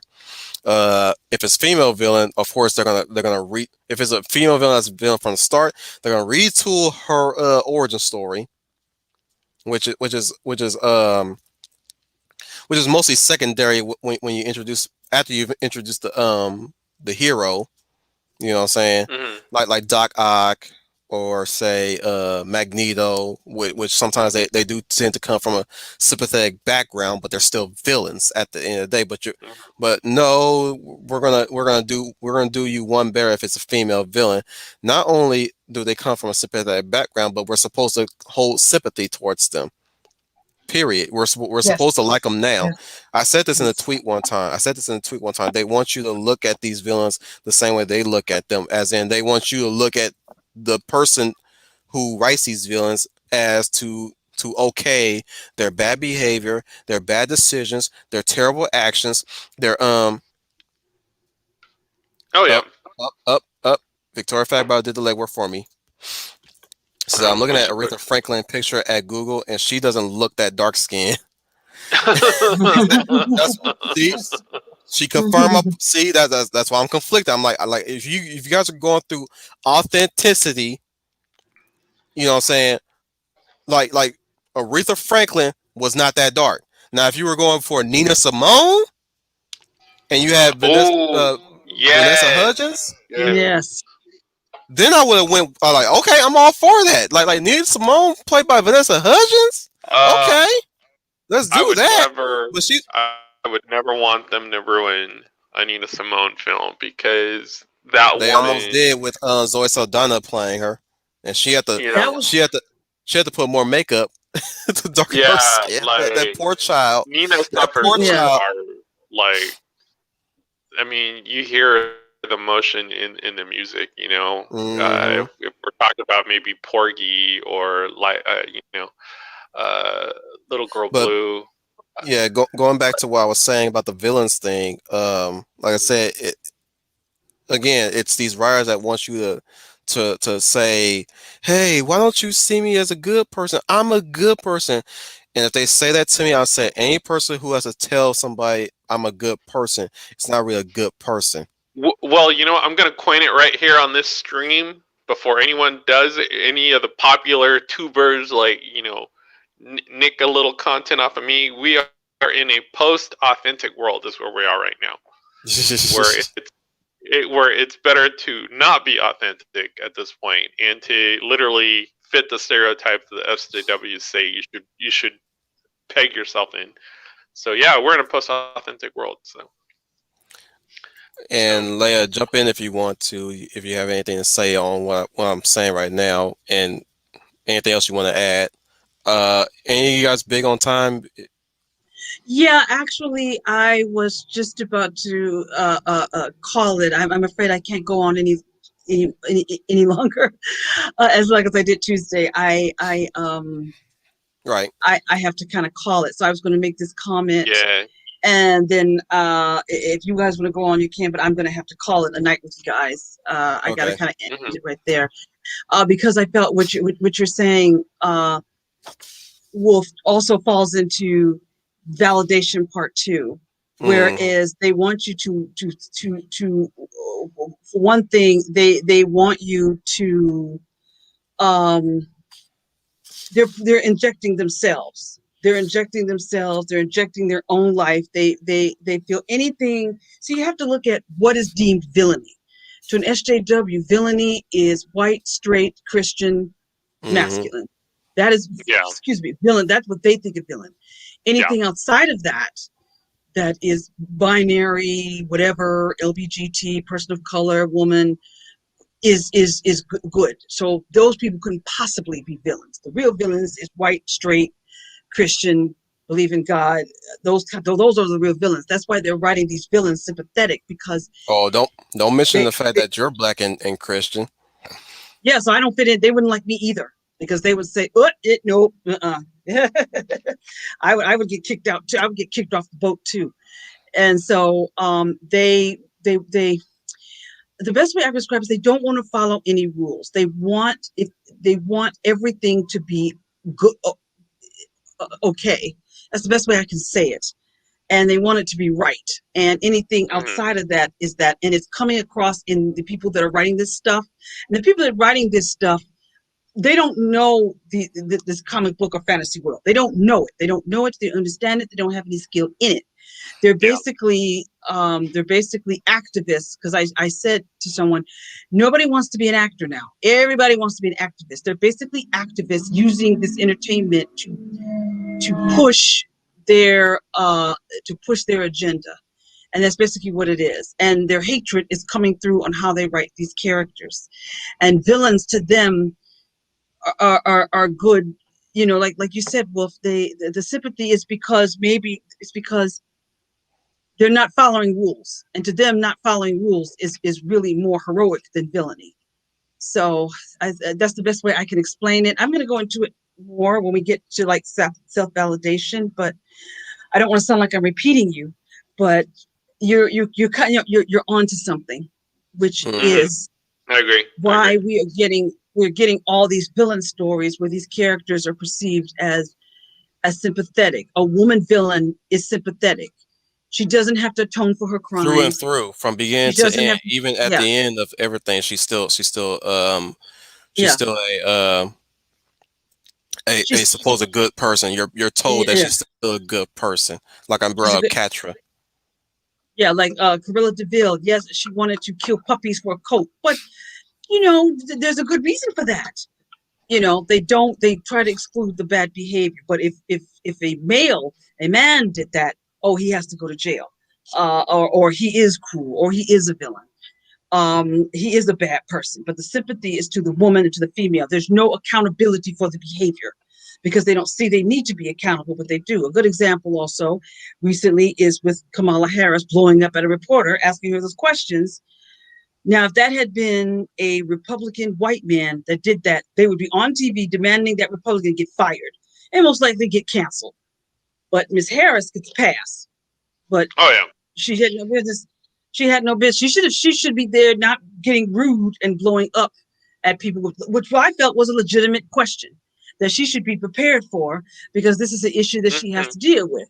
So I think the Yeah. question was legitimate. Her response was ignorant, but nobody's on YouTube or nobody's on TV or no celebrities.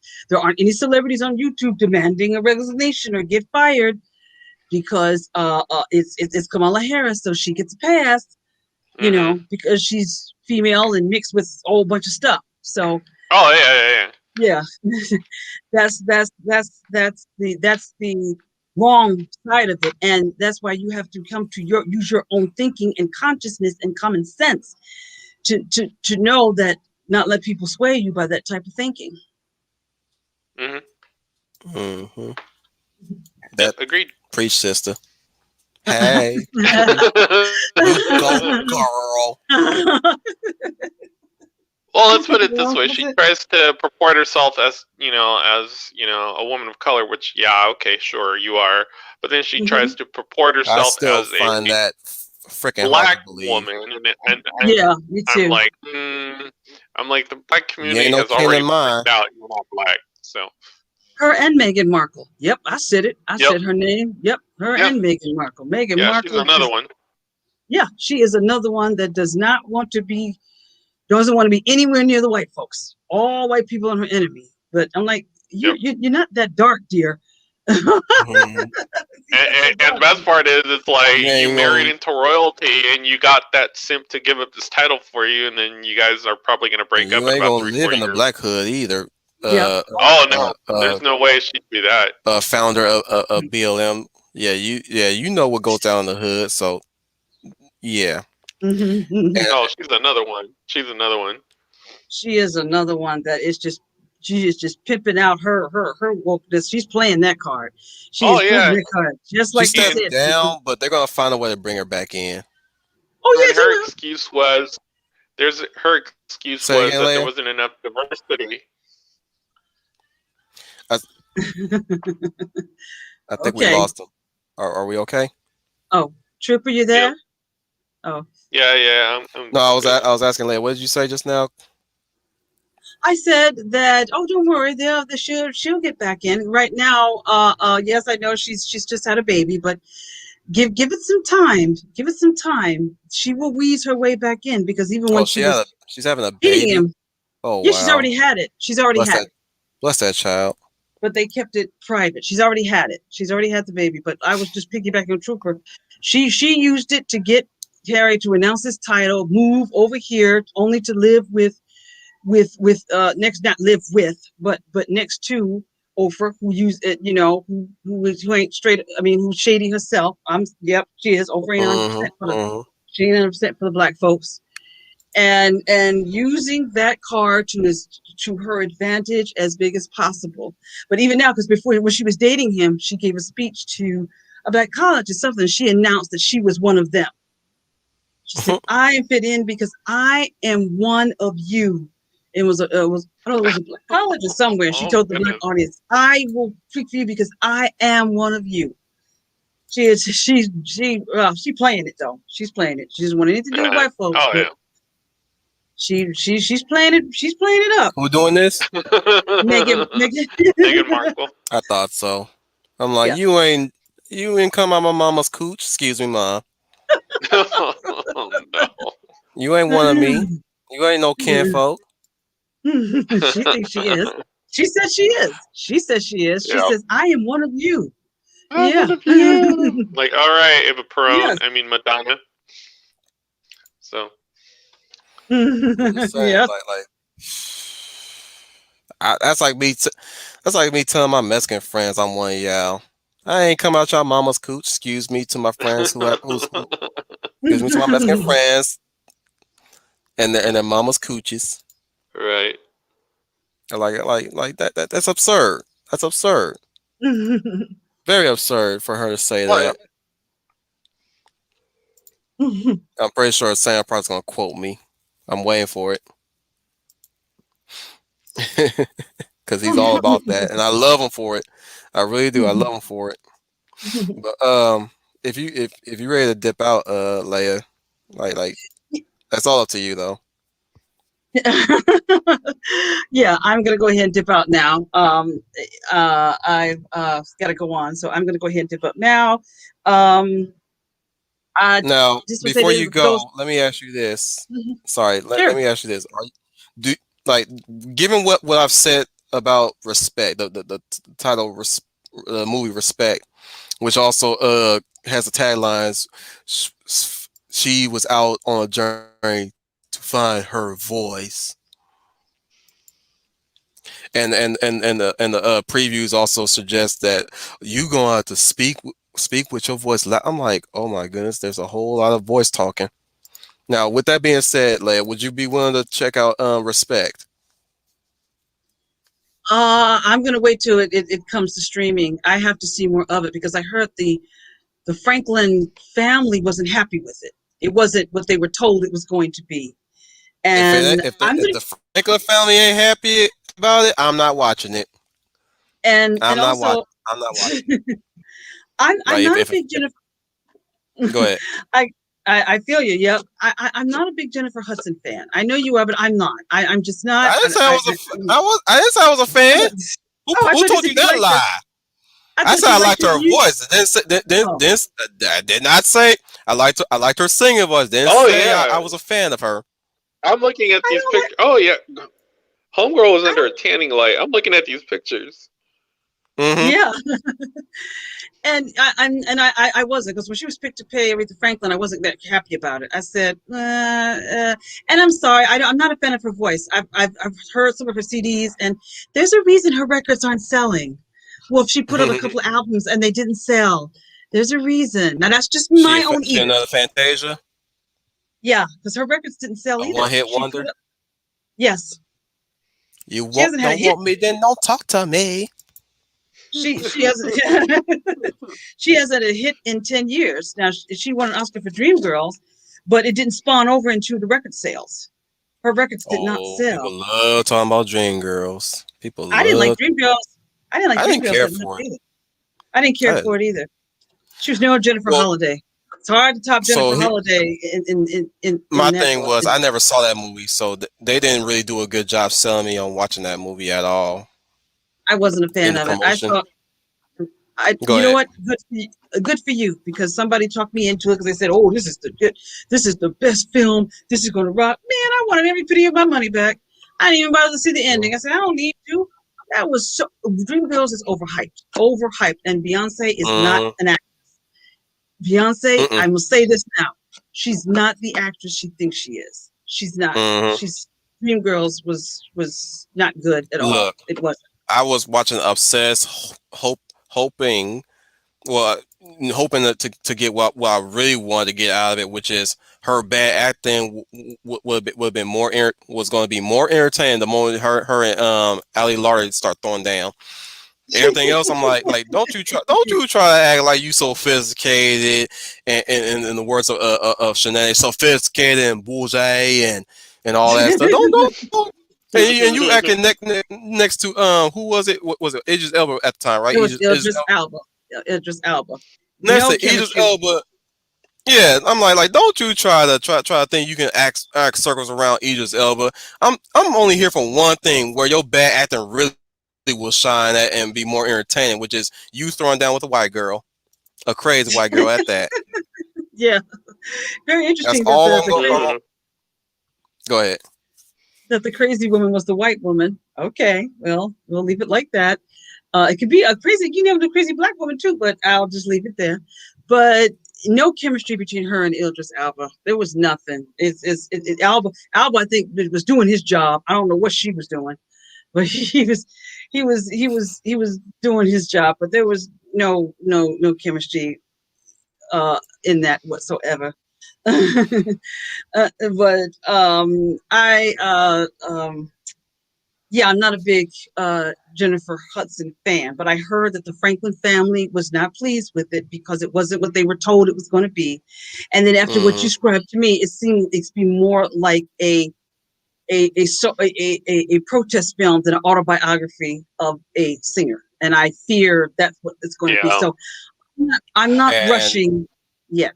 that's also going to be my biggest concern too, going forward with these biography films, especially now that you're bringing that up, and I've pretty much described the taglines that they put into this trailer as I'm seeing it. Um, this is going to be their way of kind of rewriting history with no restrictions, if you will. Because Hmm. Right. Yeah, I will say because this. they're using pop culture to do it. Yep. The thing is, our Yes. last bastion in the case of any black biography movies were Marshall, also starred the late Chadwick Boseman. Before then we had Get On Up with Chadwick Boseman. 42 before that with Chadwick Boseman. Even Selma with I'm calling Lightning from Red Tails, who played Hmm. Martin Luther Hmm. King, which again, some embellishments do happen here and there within these films, but at least they're still legitimate, and at times they tend to going back with that word, authenticate the history and the facts, right? Hmm. Hmm.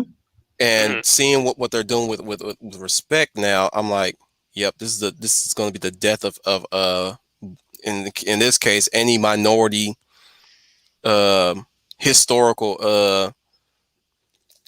in the case in specifically if I want to go with specific minority black history in this case, where they're going to go with this, because I'm telling you right now, Hmm.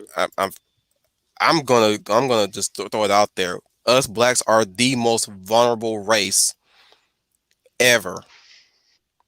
Um, um, Oh well, you are. amongst all Americans that were born here born here biologically here in America, we are the most vulnerable race. We are open to we're most of us are just open to everything black. So long as they see a Hmm. black face prominently on the screen, now they're trained to view it this way now. Even back then, it was perpetuated by our parents even back then. But like, dude, it's more rampant now with the youth being conditioned this. Anything black that you see on screen, you are supposed to like it. Like Leia has been said with her peers, right? You Hmm. Yep. you are Exactly. I've I pushed this model since 2009. I put this model in. Yeah. Not everything black is good. I said I'm saying that with a broad stroke here. Not everything. Some things. Not everything. Oh yeah. Like I I would brought up, agree on I that. got the hookup, which is Hmm. which it is funny. It is funny. So it's trash funny, but it's not good black entertainment or Hot Boys or even I'm Yeah. talking about low budget black, but let's go with more high budget black, just like what Leia said with Dream Girls. Dream Girls. Nope. Uh uh not Fighting Temptations. Was Fighting was that one with Cuba Gooding and Beyonce? Yeah, the Fighting Temptations. Was it? The I didn't care for fighting, the that fighting. at all. Oh, She did I didn't either. yeah. I'm just saying yeah. She only did what I expected her to do, which is sing. Acting wise, no. I kind of liked her in Gold Yeah. Member, but that's just Austin Powers. That comes with the territory. But even Friday the Next, I still laugh at it, but it's not my favorite Friday. Everybody say Friday the Next is their favorite Friday. Like, no, it's not. It's always the original. Always the original. Even next Mhm. Friday, they bring up next Friday. Like next Friday's not my favorite either. It's always the original because that one was legit to me. To me, it was legit. So going back to what I'm saying to the whole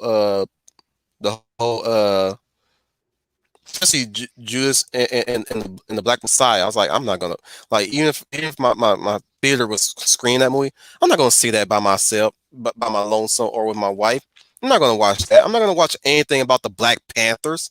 I've already made my Yeah. opinions about the Black Panthers known.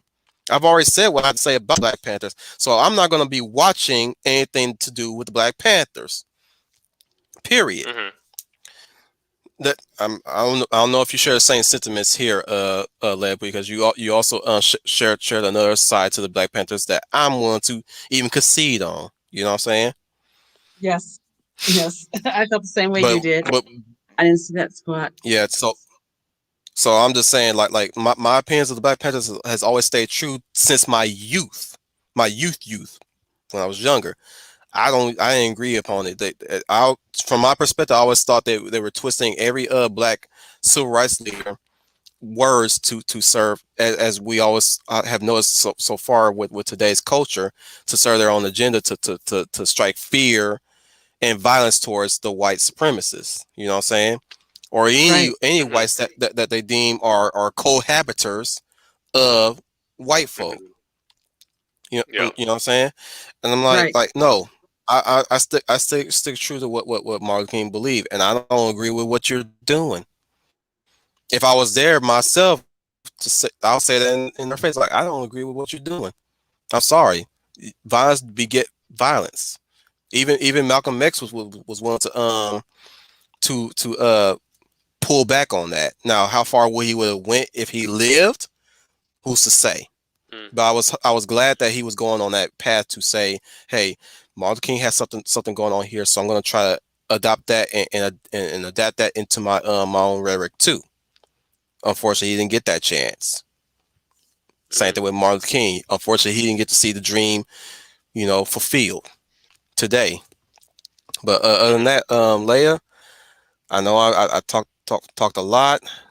Give some final words before you go. Well, my final rules would be that I want to thank those that are still left. Thank you for coming to our chat today. If you liked what you heard or seen from us, please leave a comment below. If there's any stereotypes that we did not cover, feel free to leave those. We would love to read all of your comments. We welcome them because we want to make this a community for everybody. So we would love to hear them. If anybody was able to catch my Heroes Inspiration session with Professor Geek last night. I thank you all for coming. If you didn't, I think it's on the Professor Geek channel, I believe. The link to it. That was a fun session, and I'm very happy to be with Wolf and Trooper. It's fun as always, and I look forward to is this Tuesday we're doing the Captain America rewatch? Is it this Next Tuesday? Yeah. Tuesday we'll be doing Yeah. the anniversary rewatch. Okay, all right. So I hope you all come back for that one. Wolf, I am going to be ready for that one. So that's why I say I'm getting up here now. Just Mhm. my notes. She's Get gonna ready have to her fuzzy get. slippers. Like she's gonna be good to go. Yes, She's her her her gonna yes, have her Red her Bull, Steve pillow, her red, white, and yes, blue. Right. Her Steve pillow. her Steve yeah. body pillow, Hey, her Steve hey, standy, Yes, that's right. even her Captain America sippy cup and yes. coffee That's cup right. That's right. I do with the have bobblehead Goodness. I have a picture. I and do. Captain I have America flakes. Oh, goodness, goodness. like, yes. Captain Flakes. Excuse me. Go ahead, Leia. uh, Every spoon's a all mouthful. yeah, they're true. I caught that one. Okay. That's okay. That's okay. Get them out because it's on Tuesday. I am and Wolf, he's muted, but Troop, I am not holding back on Tuesday. Oh, It's good, good. coming. So That'll be fun. It'll be fun. it's not gonna be just what I did with the Professor Geek, where it's all intellectual and all that. It's all coming. It's coming. It's going to be there. I was Swooning just telling included. him. It's yes, and I will swoon very proudly. So get prepared, Wolf. I know you will That's be. right. You probably have your I'm be you guys. I like know you. okay, I'm like okay, Leia, it's time to pick your jaw back up, especially on the one. No. Like once we pass that one scene, I'm like okay, Goodness, Leia, time to pick your jaw goodness, back up. goodness.